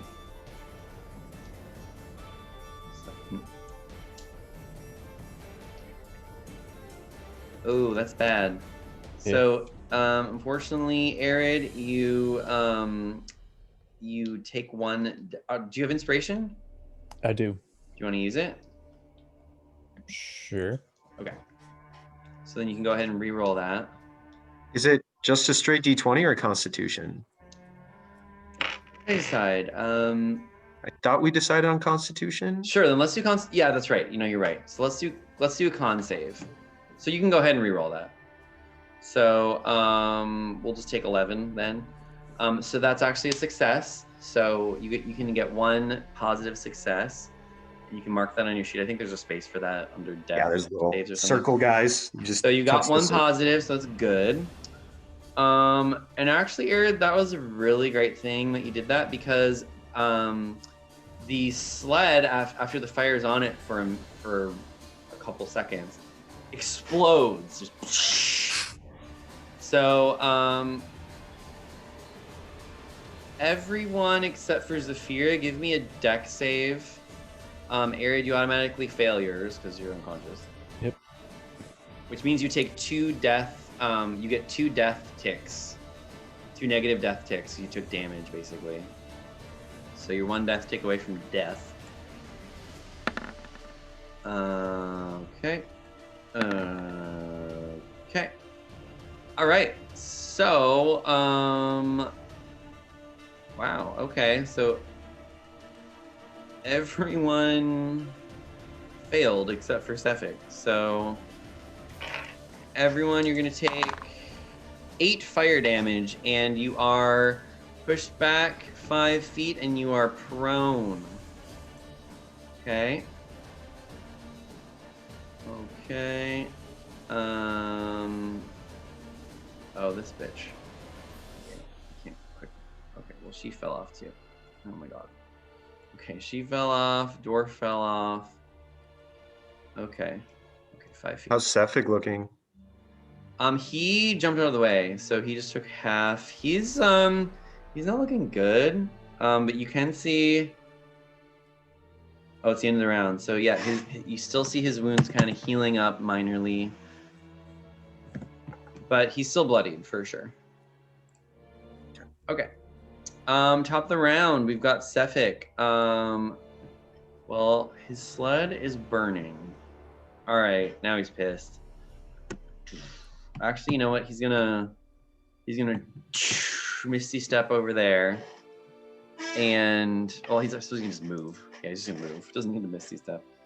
And then he's gonna attack you, Silas. And oh, bad rolls. Silas, what is your AC? 13. Wait, I rolled a 9 and a 4. So the 9 hits. Okay, so Chase, you're gonna take 6 points of slashing damage. Oh wait, no. Oh, I rolled the wrong dice. Okay, there we go. Oh, better, I suppose. 4 points of slashing damage. And then...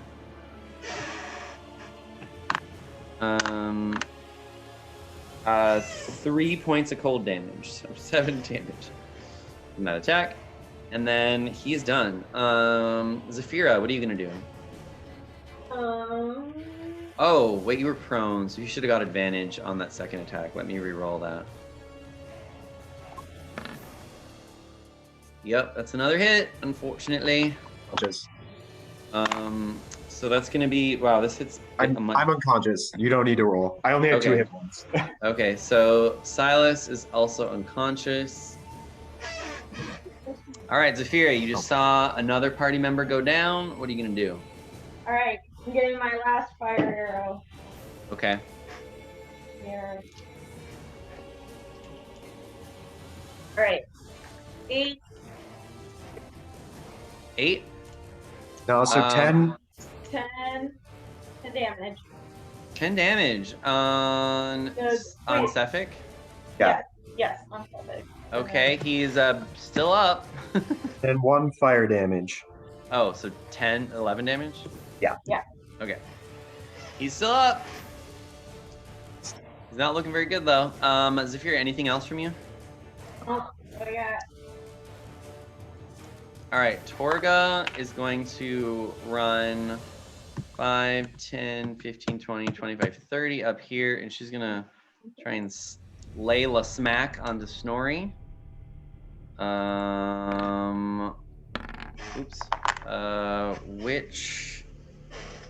I think one of those might have hit. Snorri, your AC is still 19, right?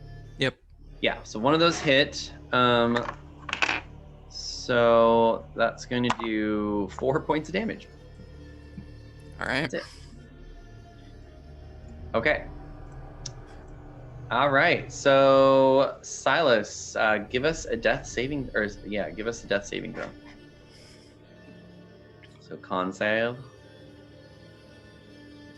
Ooh, Right. I'm sorry, Silas. You get a death tick. Lo siento. Dwarf. God, this poor dwarf. It's just kind of gonna give up on Snorri, so you can get an attack of opportunity on it, Snorri. All right. Yeah. Use your reaction. 7. No. And then it's gonna go here, and it's you can tell this dwarf spirit is very agitated by your presence. And it's gonna try and attack you. But your AC is 14. Yeah, it didn't hit you though. Okay. Snorri, what are you gonna do? I don't really have a whole lot of options here.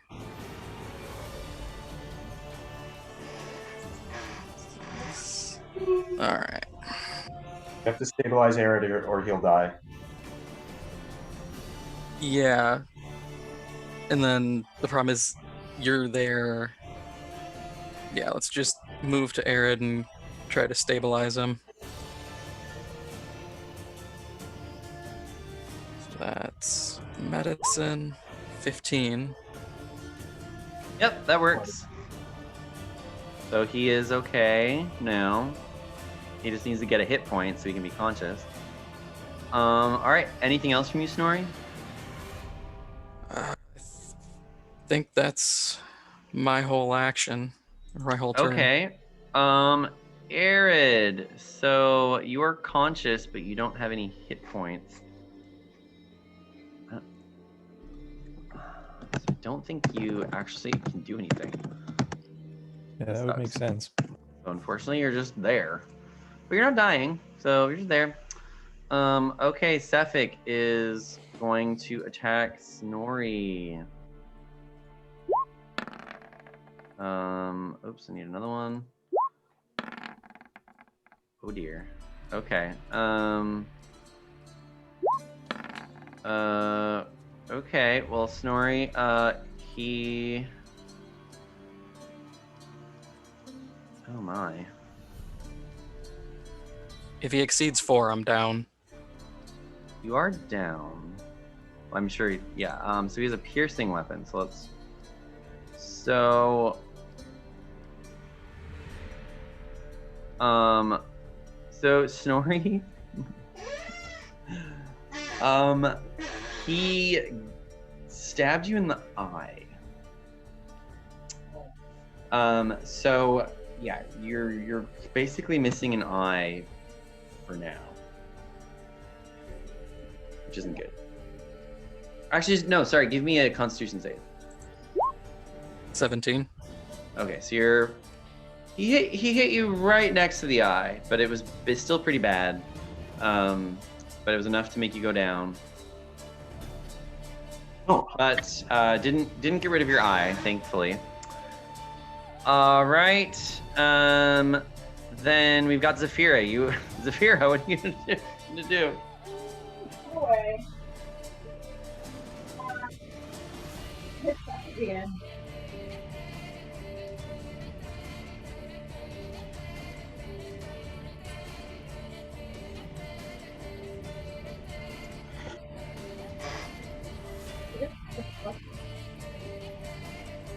So you did a critical.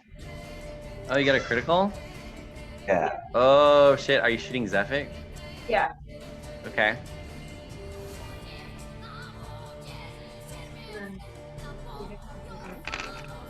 Okay, so that's 13 damage plus more, I think, right?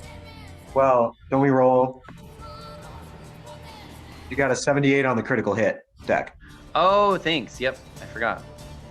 And that's a piercing weapon. Oh, well, you shot him in the knee and you split open his kneecap, actually. Somehow with your arrow. So he falls to the ground. And why don't you tell us how he dies?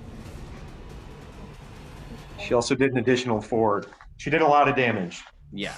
I mean, he was. Was that your last fire arrow? That was my last. Yeah. Yeah. So that also did fire damage. So he goes up in flames. And tell us how he dies. It's writhing around in flames, and it's just burning, and he's fleshy, and and then he slowly just kind of. Okay, sounds good. Okay, next up we've got Torga. What is she gonna do? She's gonna bonus action dash. And then she's gonna move 5, 10, 15, 20, and then she's gonna attack you. Oh, if she gets high attacks, is bad. Zafira, your AC is still 14. Mm-hmm. Oh, well, I think she only hit you once, actually.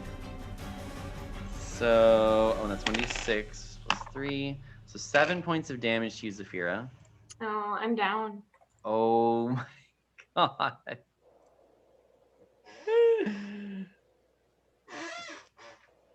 Okay. So all right. So let's take a pause. You need to go pee or something. This is a great time. Let's take a pause. We'll resume again in a couple minutes. Perfect timing. Yeah. Go to the bathroom, do what you need to do.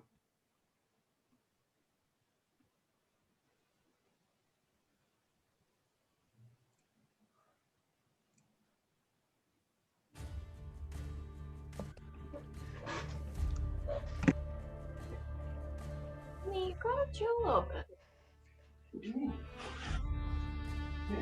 What is Helly Nancy? What?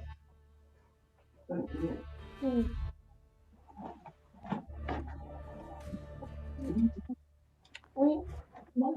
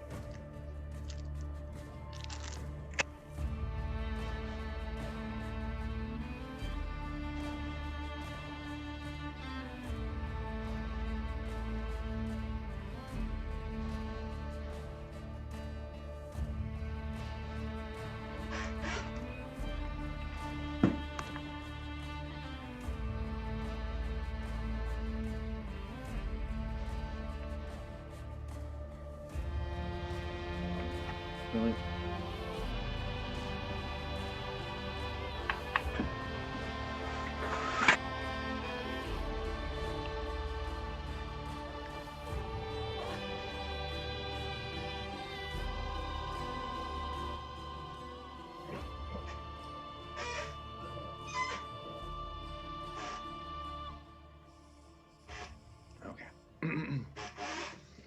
Okay, well, interesting. Right now, it's just you and me. Oh, no, I know. I know. Interesting. Okay. So everyone's down.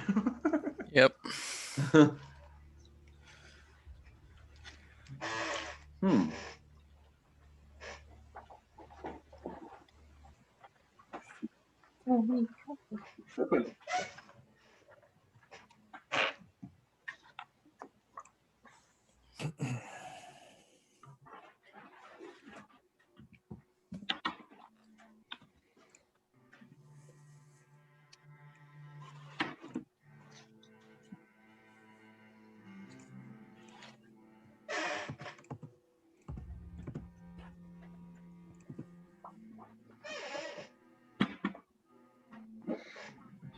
Okay. So, you wake up to the warmth of fire on your face. Your whole body feels pretty warm except for your toes. And you wake up and you're sort of outside, and you look around and you can see that there is, a large fire. And you're in some kind of like makeshift encampment of some kind. And you can see a bunch of the dogs that were pulling the sled. They're just sort of, hanging out, licking their chops and whatever. And you can see this dwarf that somehow managed to live. And you're bound. You're all bound. You're sort of bound with your legs and your feet tied. And you can see Torga. She's basically sharpening a stick with a knife, and she doesn't appear to see that you have sort of come to. She's sort of really focused on this stick. And you can see a few tents and things here and there. Like I said, it looks like a makeshift camp of some kind. Some supply boxes here and there, but not too much, not too many things. And it appears to be kind of out in the wilderness. There's quite a few trees around you where you are. So like, you notice you're not where you were before. That you're not like on the lake or anything. It appears that you're on land or something. But that's what you see. And you're all kind of by each other, so you can, chat with each other if you want as you wake up. So how much time has elapsed? You've had a long rest. Okay. Mm-hmm. Yeah. So you're not sure actually, but you feel rested. You also don't have any of your equipment. You're bound. Damn. Okay, I'll quietly whisper over to everybody and just kind of see if everybody's okay. And yeah, everyone's okay. They're they feel kind of beat up and whatever, but everyone's alive. Okay. Yeah. Do I see Stefig anywhere? No. No.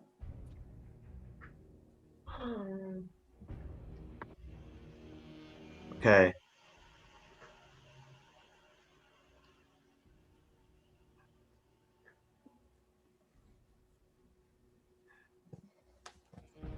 I'm not sure what to do. Can I try and make an acrobatics check to try and swiggle out? Sure. You can do it at disadvantage.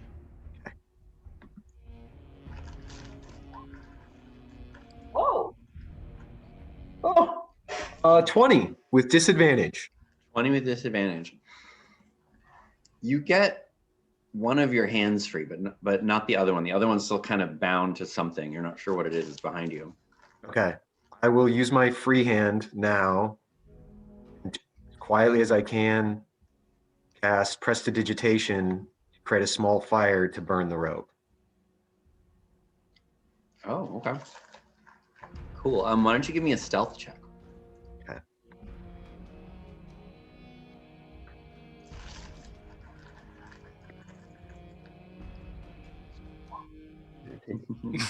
Yeah. Super stealthy, guys. Super stealthy. Okay, do you still have inspiration? I can't. Oh. Yeah. No, you don't have inspiration? No. Okay. Well, if a long rest.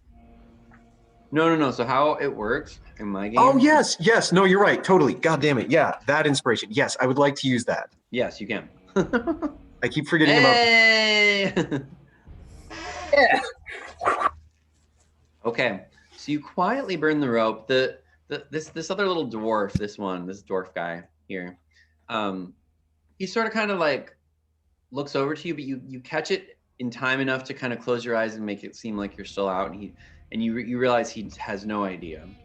But you do start to burn the rope. It is crackling a little bit, and you're a little nervous that they might hear. But with the big roaring fire, kind of nulls the sound, and then you eventually burn the rope off. Nice. Okay. Here, so I'll set up where everybody is. So what am I bound to? So great. So yeah, you want to kind of like look around. Yeah. You are bound to. It seems to be like a thing that was made for this. You know, like a portable place to shackle people to, basically. So it's kind of like barrels, but they have like these things that you can tie chains or ropes in or something. So you were just bound to this sort of like barrel looking thing that looks like it's maybe made for this, and it's really heavy. The barrel's like you can't move it. Okay. Yeah. I could hide behind it. Yeah. Here, let me. Yes. Yeah, you can. We might just do theater of the mind. Here, she's like over here. There's a fire here. Another dwarf's doing stuff over there, and there's dogs everywhere. Okay. Okay, so I will try and slip behind the barrel, and I will cast Minor Illusion to make an image of myself bound where exactly where I was. Okay, sounds good. So let me roll some perception here. This is for both the two people there. Okay. Minor Illusion doesn't have any somatic, so it'd be silent. Or any verbals. Okay, it's then never mind. Okay, Minor Illusion. So just shh. Okay. So actually, you know what? Let's do this. Why don't you roll a stealth check with advantage? Let's do that instead. We'll just have the Minor Illusion give you advantage. Okay. 10. Okay. So you make some noise as you're moving, and one of the dogs goes,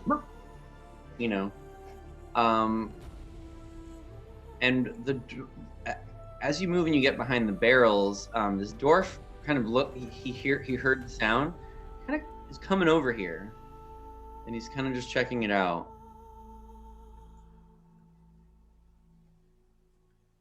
So now I should probably make a perception check with the dwarf. Right? Don't they get it for an illusion? Don't they get a perception? So if he investigates it. Yeah, that's basically what he's doing. He's like looking at all of you. So, I think he got 8. Okay, so he would not perceive it as. He thinks it's just you, and you're, it's like, okay. And then he walks back over this way. That's not what I meant to do. Sorry.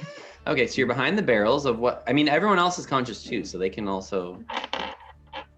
Yeah, so I will try and undo the ropes on.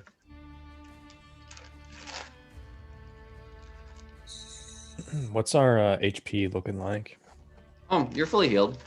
Okay. You just don't have any weapons. Yeah. Mm-hmm.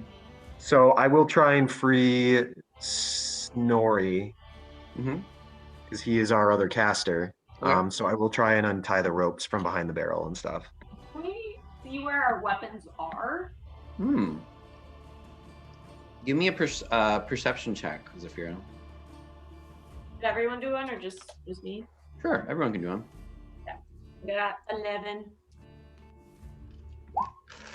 17. Okay, Silas. You can see. Yeah, I shouldn't be eating one time. You can see that the weapons are kind of over here by this dog.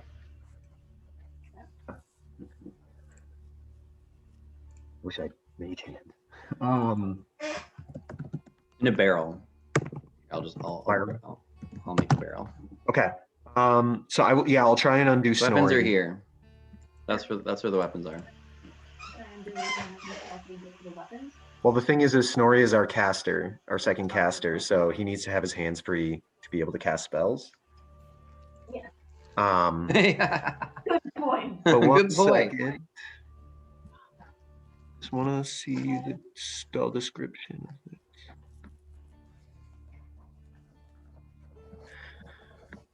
Okay. Yeah, so I'll try and untie Snorri quick. Okay. Why don't you give me a stealth check? Yeah. Yeah. Oh. Okay, Chase, why don't you tell us how you do not succeed on this stealth check? So I'm trying to untie it. I'm doing it and I'm like, I slip and I'm like, fuck. Oh, yep, that's what you say. And then they immediately hear you. Like, and so she gets up and he gets up and they're gonna come over and they're gonna investigate.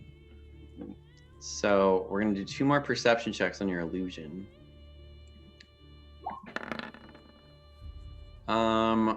They got 14 and 12. Do either of those succeed? 1 succeeds, the 14 succeeds. Okay, so she becomes alerted that you're that it's an illusion, and she draws her scimitar, and you can tell that they're looking for you. So, I mean, so since like this is the illusion of me, yeah, I'd be here technically. Yeah. I'm gonna slip over here and cast sleep on this guy. Okay. So give me that dice. 19 hit points. Okay, he immediately plops down. Okay, so, and I'll slip up and I will grab his weapon and try and cut the rope of Arid. Ooh, smart. Okay. First of all, she has now become alerted that her comrade is fallen. So if you grab the weapon, she is 100% going to see you. So it's your call if you want to do it and just to get a weapon. But she's like looking that way. Can I make a sleight of hand check to try and sneakily do it? Sure, it's going to be hard, I'm telling you, but yeah.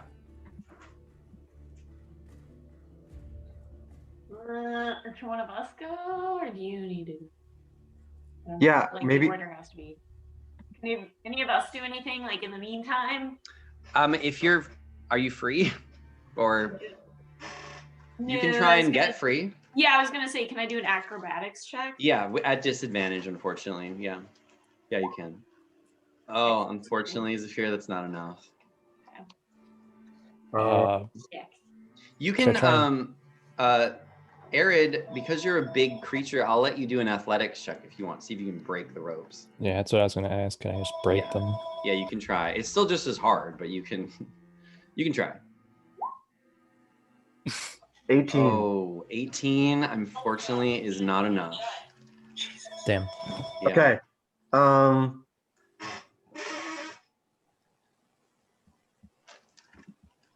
So she would notice if I didn't. So basically, if you choose to make the sleight of hand check, then you're gonna go for it no matter what. Yeah. I got to step away for a sec. Sorry. Sure. So you want to do it?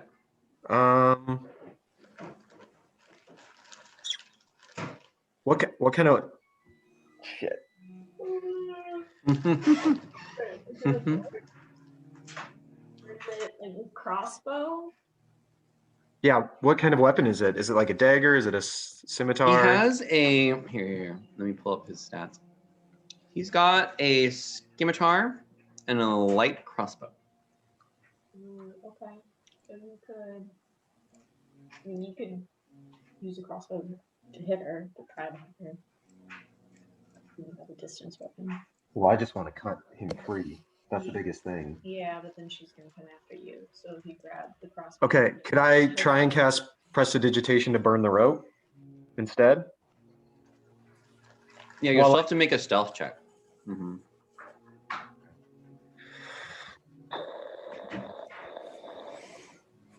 He's asleep, and Arid is a big guy, so maybe he could get his foot over there and like try and get it. His foot. The weapon. Yeah, I don't know, free it a little. I mean, you can always try. I'll say you can always try.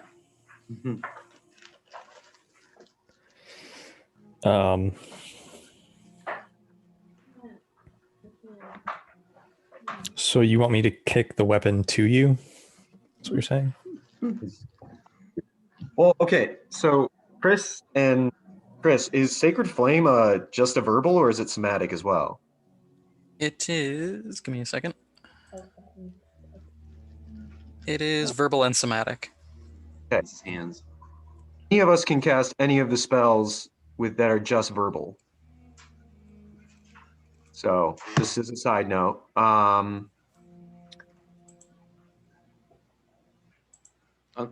Very few spells are just verbal. Yes, it is. They are very rare. Actually, a lot of bards are, which is really nice because. Oh, that's cool. They're. Oh, bard. okay. Well, if only you were bound and someone else wasn't. Yeah, I know. No shit. That's a really good point. Yeah. I'm gonna sleight of hand it, and I'm gonna try and grab it. Okay.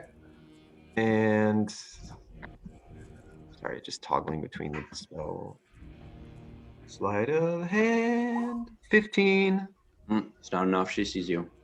Well, I'm gonna instantly try and cut the rope. You still get it. You still grab it, and you can take your surprise action essentially to cut one rope. That's fine. Okay, I'll cut Arid's rope because he's right there. Sure. And then So then Arid and Silas, why don't you roll initiative for me? We're having another battle. Didn't think we would, but we're having another battle.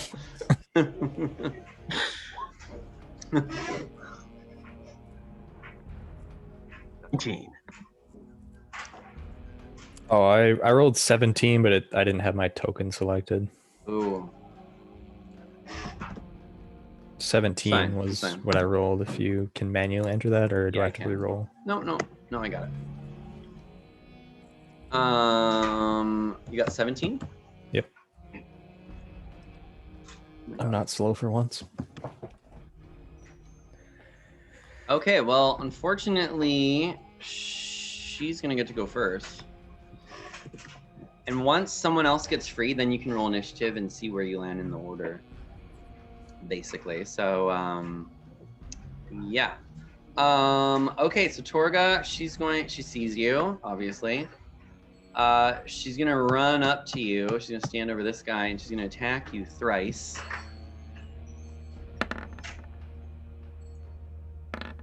I will say though that you guys still have your armor on, so you don't have to change your AC. And what's your AC there, dear Silas? Is it still 13? Yes. Well, you're gonna get 3 hits here. Okay. So that's gonna be this plus 9. So that's gonna be 9, 10, 11, 12, 13, 14, 15, 16, 17, so 16 points of damage. I'm still alive. That's her whole turn. So Silas, what do you want to do? Also, healing word is a verbal, just as a side note. There. Oh, All right. Here, actually, why don't we just fully roll initiative? So actually, everyone, even if you're bound, because if we're going to be able to cast spells, then you probably should do that.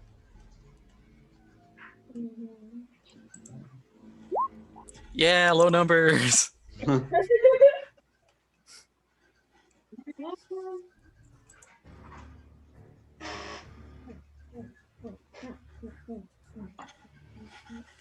Okay. So let's change this up. I love you. Okay, so Zafira, you can also go right now. We'll just say that you can. Is there anything you can do or want to try and do? Can I try?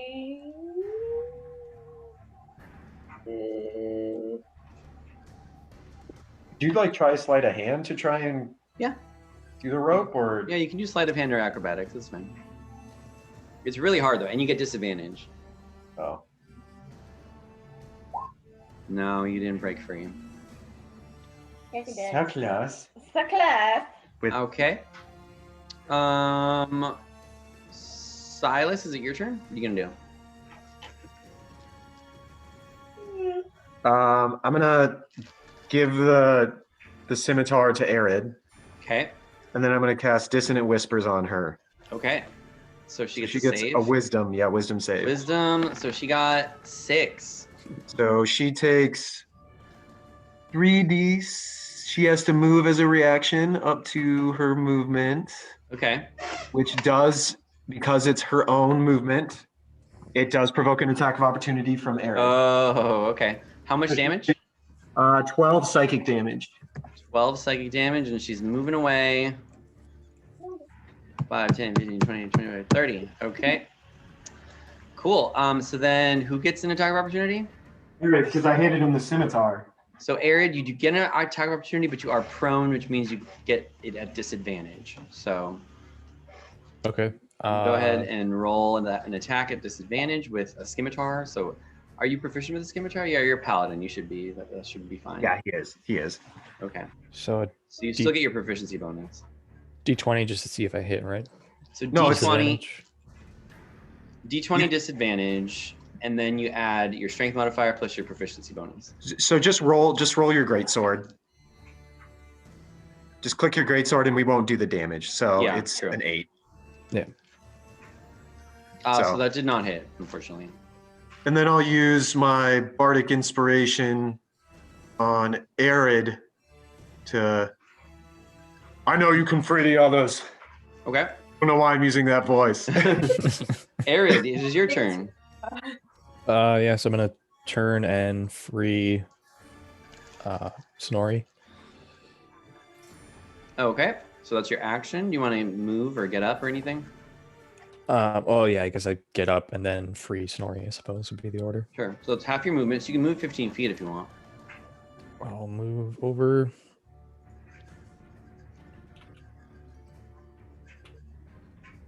Do diagonals count as? Mm-hmm. Yeah, that's 5 feet, I think. It's true. Yeah. Diagonal is 5 feet. Okay, so yeah, I'll just move over here and end Get my ready turn. to free her. Yeah. Okay. And then Snorri. It's your turn now, but you're free, so perfect. So I get up. We're gonna cast Sacred Flame on Torga. Okay. So hopefully she fails a dexterity saving throw. Okay. No, God, she's just jumping out of the way of those sacred flames, unfortunately. All right, and then for my bonus action, Mhm. for Silas, we'll use Healing Word. Okay. So that is 7 points healed. Damn. Thanks, brother. Row. Okay. Top of the round. Zafira, you're still bound. Anything you want to try and do? I'm going to.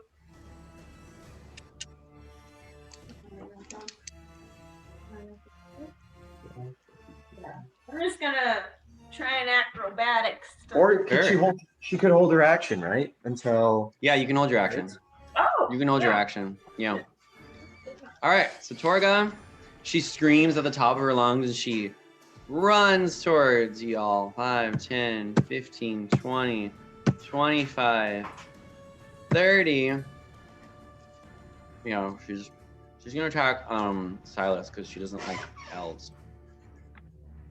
I don't blame her. I don't blame her. These are so one attack misses, the other attack Silas. You're gonna take oops, that's a D8. D6. So it's gonna you're gonna take 4 points of damage. Solid. Yeah, then she's gonna attack you with her other attack because now that you're still up. But you block it, so cool. Silas, what are you gonna do? The dogs start barking, by the way. They're like, "Meow, meow, meow, meow." I am going to cast Dissonant Whispers one more time. So she will get a Wisdom save. Right. Oh, fail. Okay, so she takes 7 psychic damage, and she has to move away. Okay, she's moving away. So Snorri and Silas, you both get an attack of opportunity Yeah, I'm gonna. on her. It'd be unarmed, but I'm It's gonna okay. do it. You can do Yep. 2 damage. 2 damage plus your strength modifier. She's gonna get smacked so hard. Actually, +2. So yeah, I think that's a 18 to hit. Yeah, you do hit her.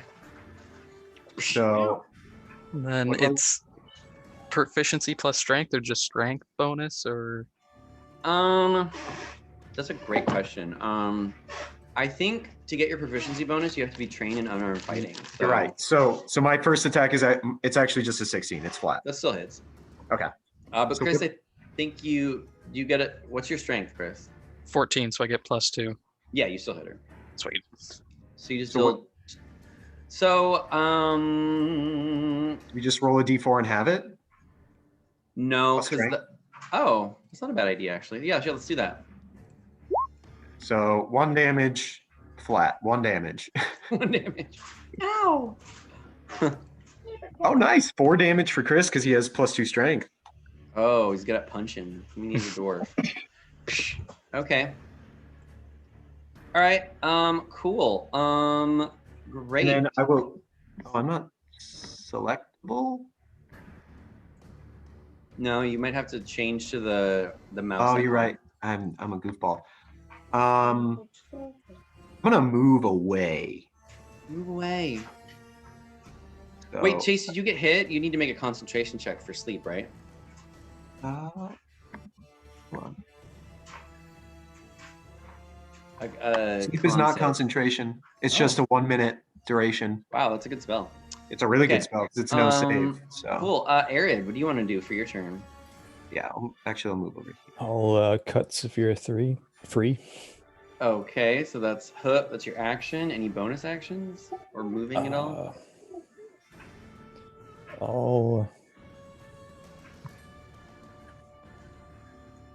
move over. Move over hither. Yeah. Cool. Well, Zafira, you ready your action and you're free now. So what do you want to do? Can I do a tango?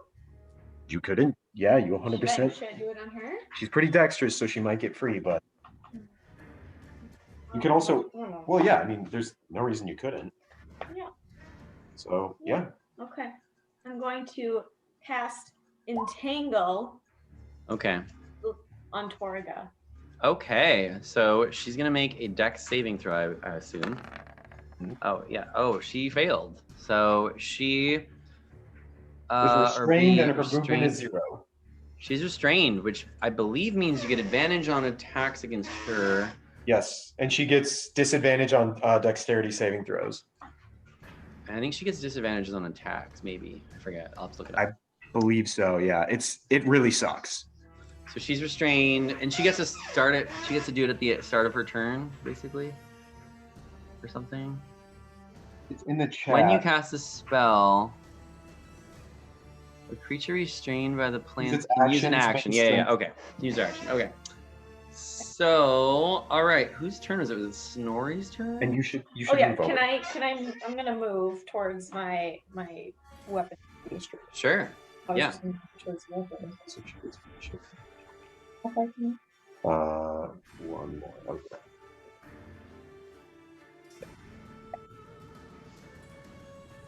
Okay. Yay! Cool. Okay. Oh no. Is everyone gone this turn? Snorri go? No, I don't think Snorri went. No. It's your turn, Snorri. Oh yeah. Yeah, we. Okay, so we're gonna move my normal move distance, and then because Torga, she has a disadvantage on dexterity, right? She does. Which is We're using Sacred Flame on her. Finally. That Okay. spell will be useful at some point. Hey, she got 11, which I think means you hit her. Yep, finally. And she takes 8 radiant damage. Holy shit, 8 max damn. radiant. Okay, we're in the clear. Also, as a side note, everybody, sleep. He's asleep for 1 minute unless somebody tries and attacks him. So Yes, we might as well take out Torga. Okay. Zafira, what is your dexterity? 3 plus 3. So is Torga's. What's your 17. number? 17. Oh, you're just slightly dexterous enough to go before her. So Zafira, you get to go first. What do you want to do? I'm going to move to my bow. Okay. You are gonna have to make an investigation check to there's a bunch of crap in there. It's not just your stuff, there's a ton of crap in there. So you gotta make an investigation check to find your I don't find it. Unfortunately, you didn't find it, but you do find a rusty dagger. Do you have inspiration? You can. Do you have inspiration? You do. You don't have to use it. You can also save it though. You could also. So you could use your bonus action as Hunter's Mark and then throw the dagger at her. Yeah. Well, the action is investigating. Oh, okay. Yeah. Yeah. That's a good point. Okay. But you could use your bonus action to put Hunter's Mark on her. Still. Yeah. Why not? She's marked. She's marked. Marked. She's marked. Okay, Torga is gonna try and use her action to get out of these. You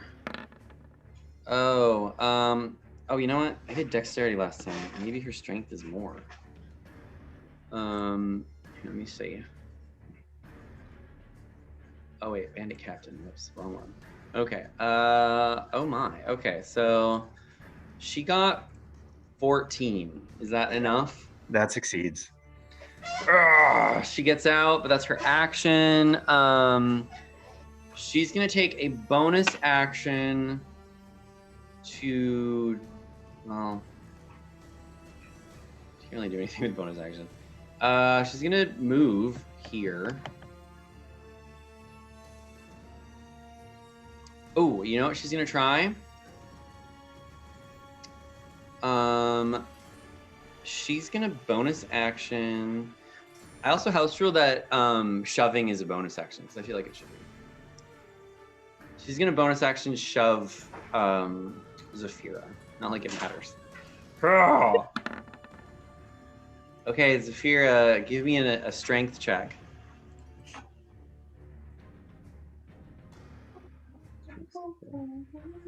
Is it a strength saving throw or a strength check?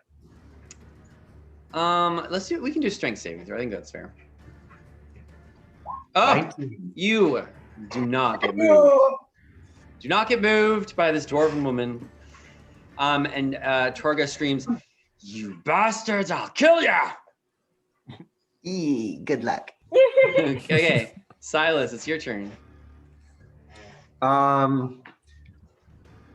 I will use my bonus action to inspire Zafira, Okay.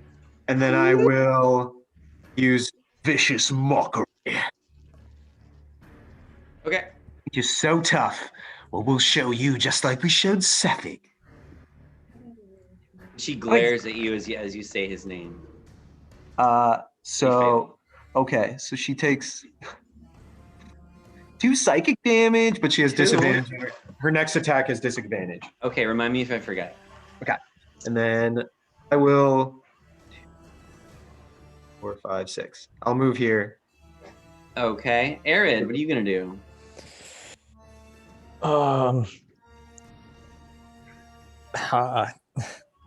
Silas, how much longer is this dwarf going to be asleep? He's got at least another 30 seconds or more. So I think we can focus on Torga for the moment. All right. I'll Run screaming over towards Torga. This big. And then he's gonna attack with his little scimitar. Yeah. So I can just roll my greatsword again, right? Yeah. Yeah, and then we'll just roll damage The separately. scimitar does 1d6 damage. Okay, so that is a hit. So then you'll roll a d6, 5 plus your strength, I think. which is 3. 3, 8. 8 points of damage. Okay. Okay. Oh, she's bloodied. Oh no. All right. Arid, anything else from you? Bitch going back. Snorri, what are you gonna do? We're gonna try another Sacred Flame. Okay.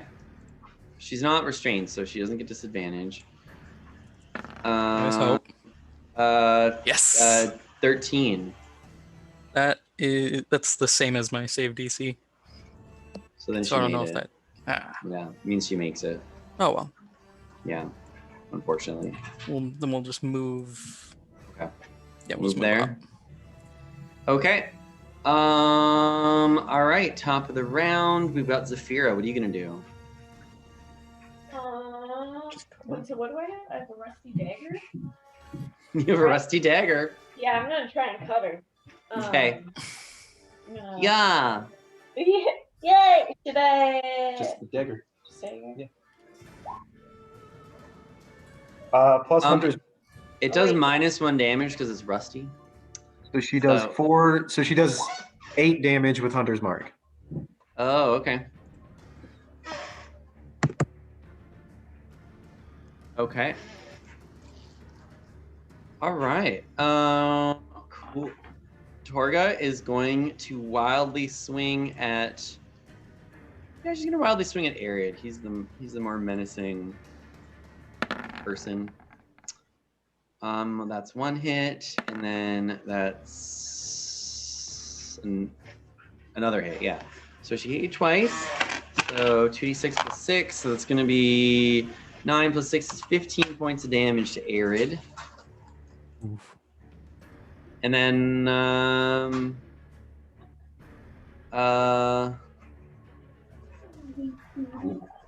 she's also gonna try and shove Zafira again. That's right. Safety. So Zafira, give me a strength save. I'm trying to shove you. Oh, Zafira, you fall down. Oops, that's the barrel. You fall down and you are prone. Dude. And then she's gonna move and basically guard the barrel. Arid would get an attack of opportunity on her. Yeah, Arid, go for it. Oh shit! Disadvantage. What? She would have had disadvantage on her attack roll. We'll just because of What? vicious mockery. Yeah. Oh, for shoving? Here, I'll roll again. Well, for one of the attacks, Yeah, the first attack. Shoving's technically an attack, but I use it as bonus action, so I'll roll again. She got the same number, so cool. sorry. Sorry. No, that was my Yeah. bad. Okay, no, it's fine. Cool. So So Arid, Bardic Inspiration, Ben. yes, you got an 11. Do you want to use your Bardic Inspiration? Yeah, so Okay. I always forget. What is that exactly? It's So just a it's a D6. D6? And you add it to Add any it. D20 roll, basically. Well. 2. So you got 13. Is that enough to hit her? Let's see. Oh, fuck. I just deleted it. Shit. I don't think it is. But let me double check. It's not. It's not enough to hit her, unfortunately. It's worth a try. Okay. Oh, shit. Actually, wait. You know what she's going to do instead of moving there? You're still going to get an attack of opportunity on her, but she's not going to move there. She's realizing that maybe this might not be the best place. So, Snorri, you can also get an attack of opportunity on her because she is running. So I guess she just shoved you and for no reason. and she's running. So you can get an attack of opportunity on her story. All right. It missed. Okay, she's running. She's running. Okay, Silas, what are you gonna do? The crossbow off a guy. Okay, that's fine. You're And gonna go. You know, pew pew. Pew pew. and I'm gonna shoot her. Pew pew. Okay.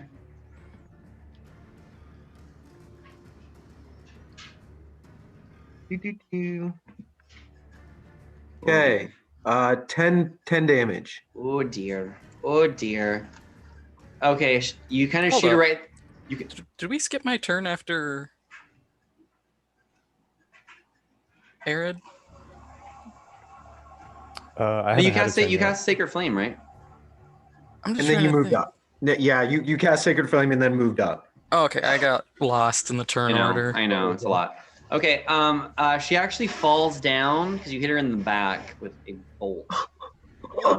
She's still alive, but she's like, and she's getting up, but she's not looking very good. Okay, Arid, what are you gonna do? Knock another arrow.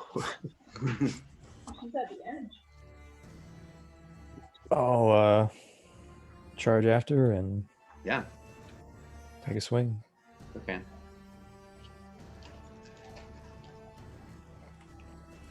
All right. Yeah, that hits her. And then a D6, you said? Yeah. You know, you can just tell me how she dies because she's at 1 hit point. So Oh, all right. yeah. Yeah, she's laying on the ground, sputtering, and or is she prone, or did she get back up? Technically you should have had advantage, but you still hit her anyways. Just kind of take the scimitar and plunge it down on top of her. Okay. Oops. Okay. Well, she dies, and yeah. You. What do you do now? Got this encampment. I will go and grab the rope, and I will tie up this guy before he wakes up. Great. Okay. Why don't you give me a sleight of hand check? Oh, I will. Well, he might have some information. Yeah, we have killed everyone else, so 16.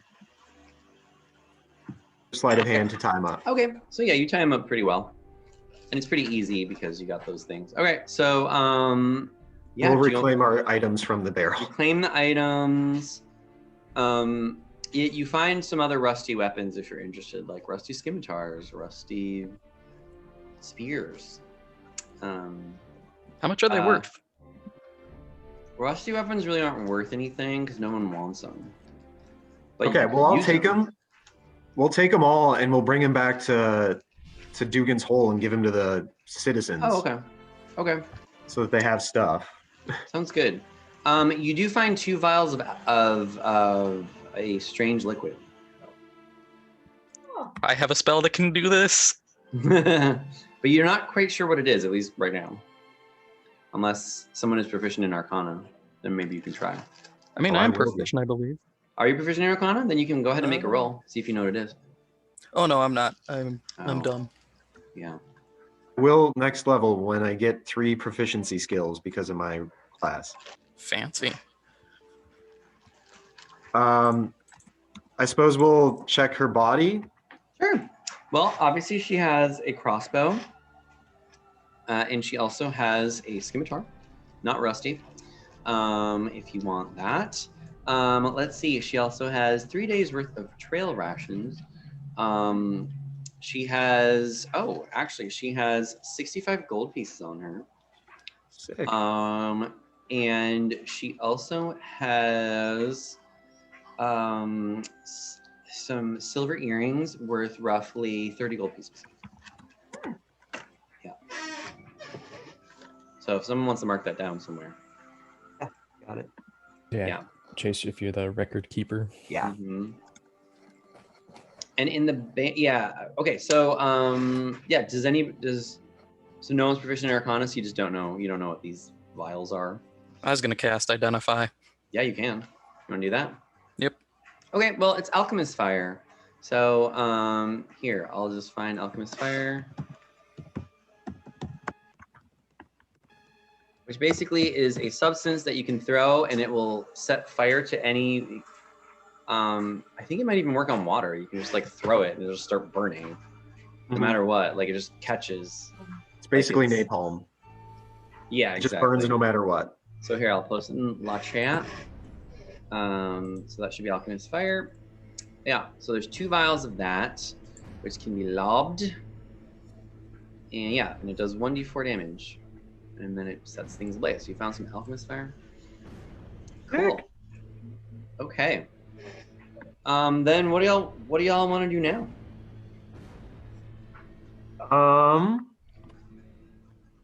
You're not quite sure where you are. That's not a good thing. Yeah, you don't know where you are. You're not in a town or anything. We should like wrangle up the dogs and like make them our pets. Ooh, okay. So the dogs are a little hostile to you because they just saw you killing their master. What? But oh, sorry. Go ahead, Zafira. Oh, no, I was just gonna do an animal handling check. Yeah, sure. So yeah, we can. So I'm gonna say that with all the ruckus, I'm gonna say that 4 of the dogs have fled because 2 of the dogs are very scared and hostile. One of them is like a little bit like, you can tell it's hungry. It just wants to eat. Just like, I want to eat. It's a little bit forgiving. Maybe it didn't like its master. So which dog do you want to do? This one, or this one? Let's do the hungry one. Okay, the hungry one. Okay. Offer it trail rations. Yeah, some trail rations. Oh, okay. It's kind of like a husky type dog, or like a Malamute type dog. Yeah. Oh. And it seems to be a girl. Oh. Yeah. Quick guidance. It just runs right up to your hand and starts eating like it's like so hungry and just lobs it. And then just like lies on your lap, Zafira. Oh. Okay, well I'll offer the rations to the other dogs and try and calm them down. Give me a handle animal with disadvantage.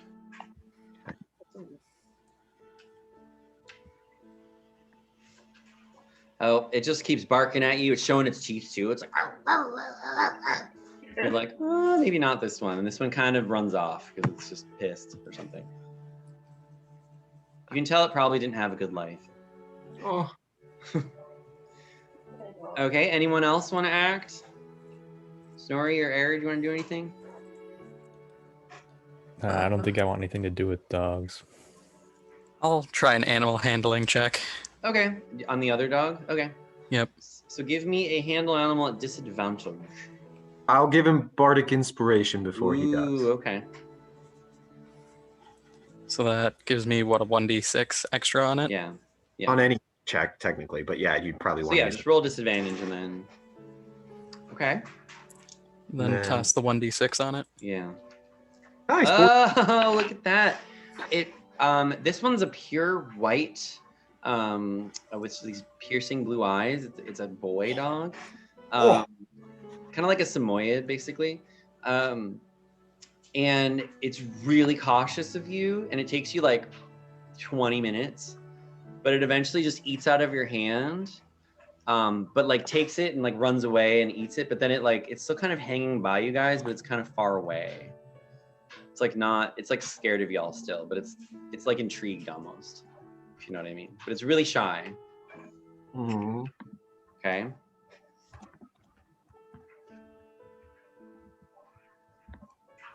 Okay, well we'll try and warm it up and kind to it and offer it more food, and it's you can tell it's hanging around, but it might not be snuggly, you know what I mean? Yeah. Like it's not going anywhere. It's just chilling, but it's not going to be snuggly. And you might not be able to get super close to it. Like you kind of have to throw it food. Yeah. Okay. So there's only those 2 dogs that are still around. All the other dogs ran away. Okay. Yeah.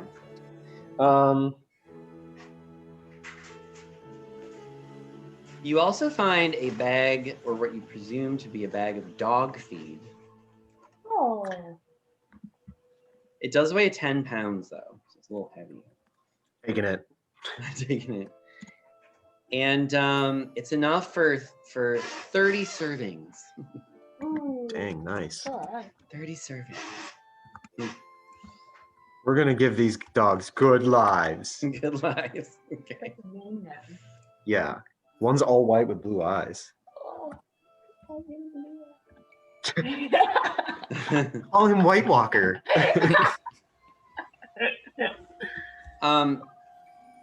Okay, so what do you guys do now? We're gonna wrap up soon, by the way. We're gonna interrogate the dwarf, ask us where we are and how to get back to the city. See, Yeah. guys, I'm making up for the freaking bear situation. Okay, he wakes up and he says, "Oh, And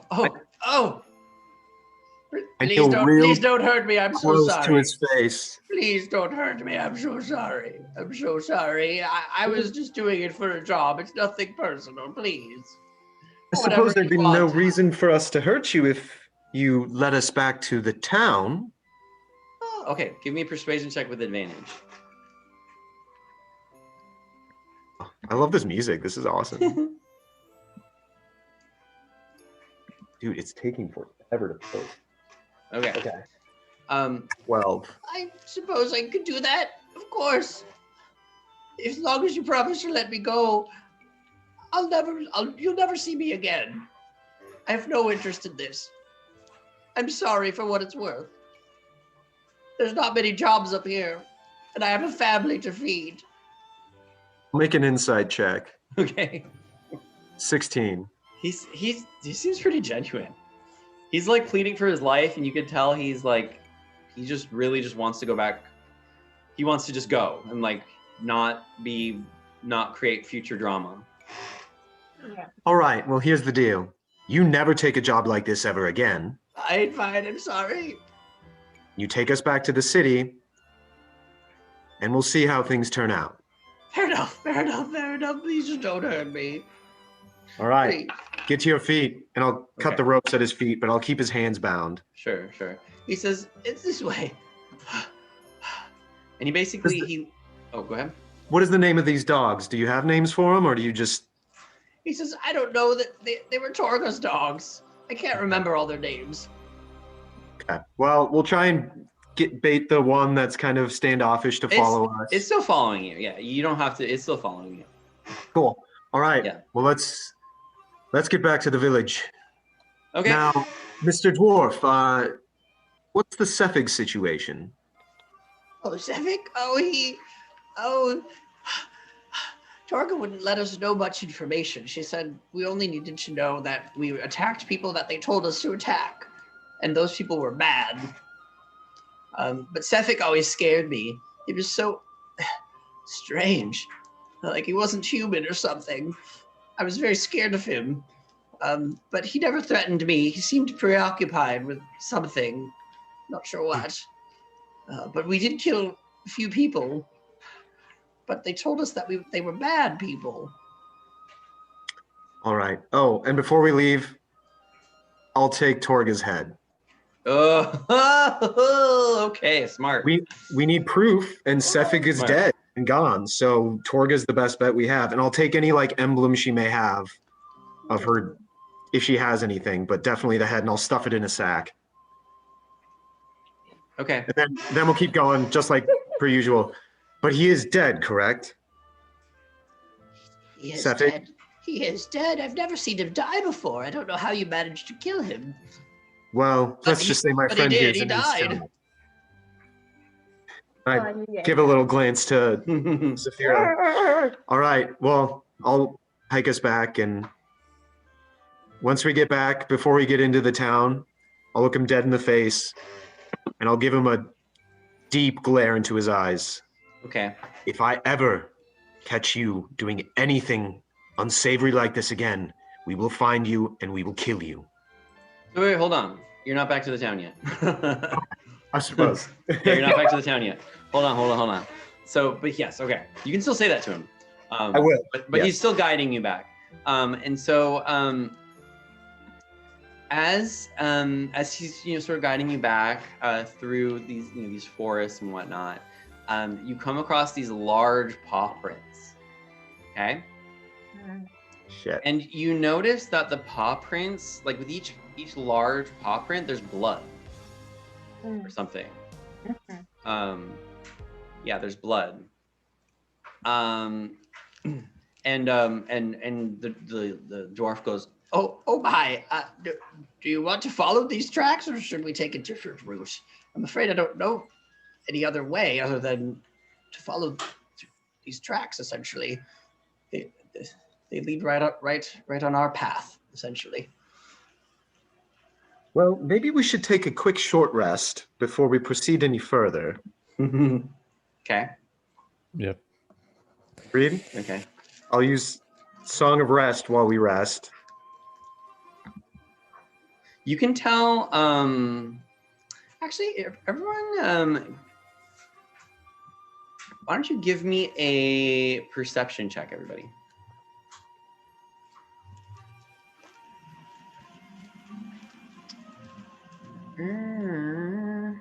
Oh my. Okay, Arid, you notice that the dogs are acting a little strange. They keep smelling the air, and every now and then they'll let out a little like. They keep smelling the ground, and then Arid, you can sort of see through the trees. You can see what appears to be a large white wolf, and it doesn't. It is kind of looking at you, or looking at y'all, and it is the size indeed of a horse. It's a very large white wolf, and its eyes glow kind of similar to how Sephic's eyes glow, kind of in la picture here, but you can see that it's limping, and you can see that with every limp, some blood kind of comes out of it, and you can hear it sort of whimper like. And it begins to like look at you all sort of nervously, like it's thinking about potentially approaching you, but it's afraid, or maybe it should run. Hold out some dog food for it. Hold out some dog food for it. No, so that works out. I mean, I guess we'll make a handle animal. I'll make a handle animal check to like. We mean you no harm. We are not here to have any quarrel with you. And if you let us pass, we may be able to help you. When you say help you, its ears perk up. And it says, help me? And it limps a little bit forward. And it says, please, help me. If we help you, you promise you won't attack us. And it sort of nods, and it says, of course. I'll make an insight check. Okay.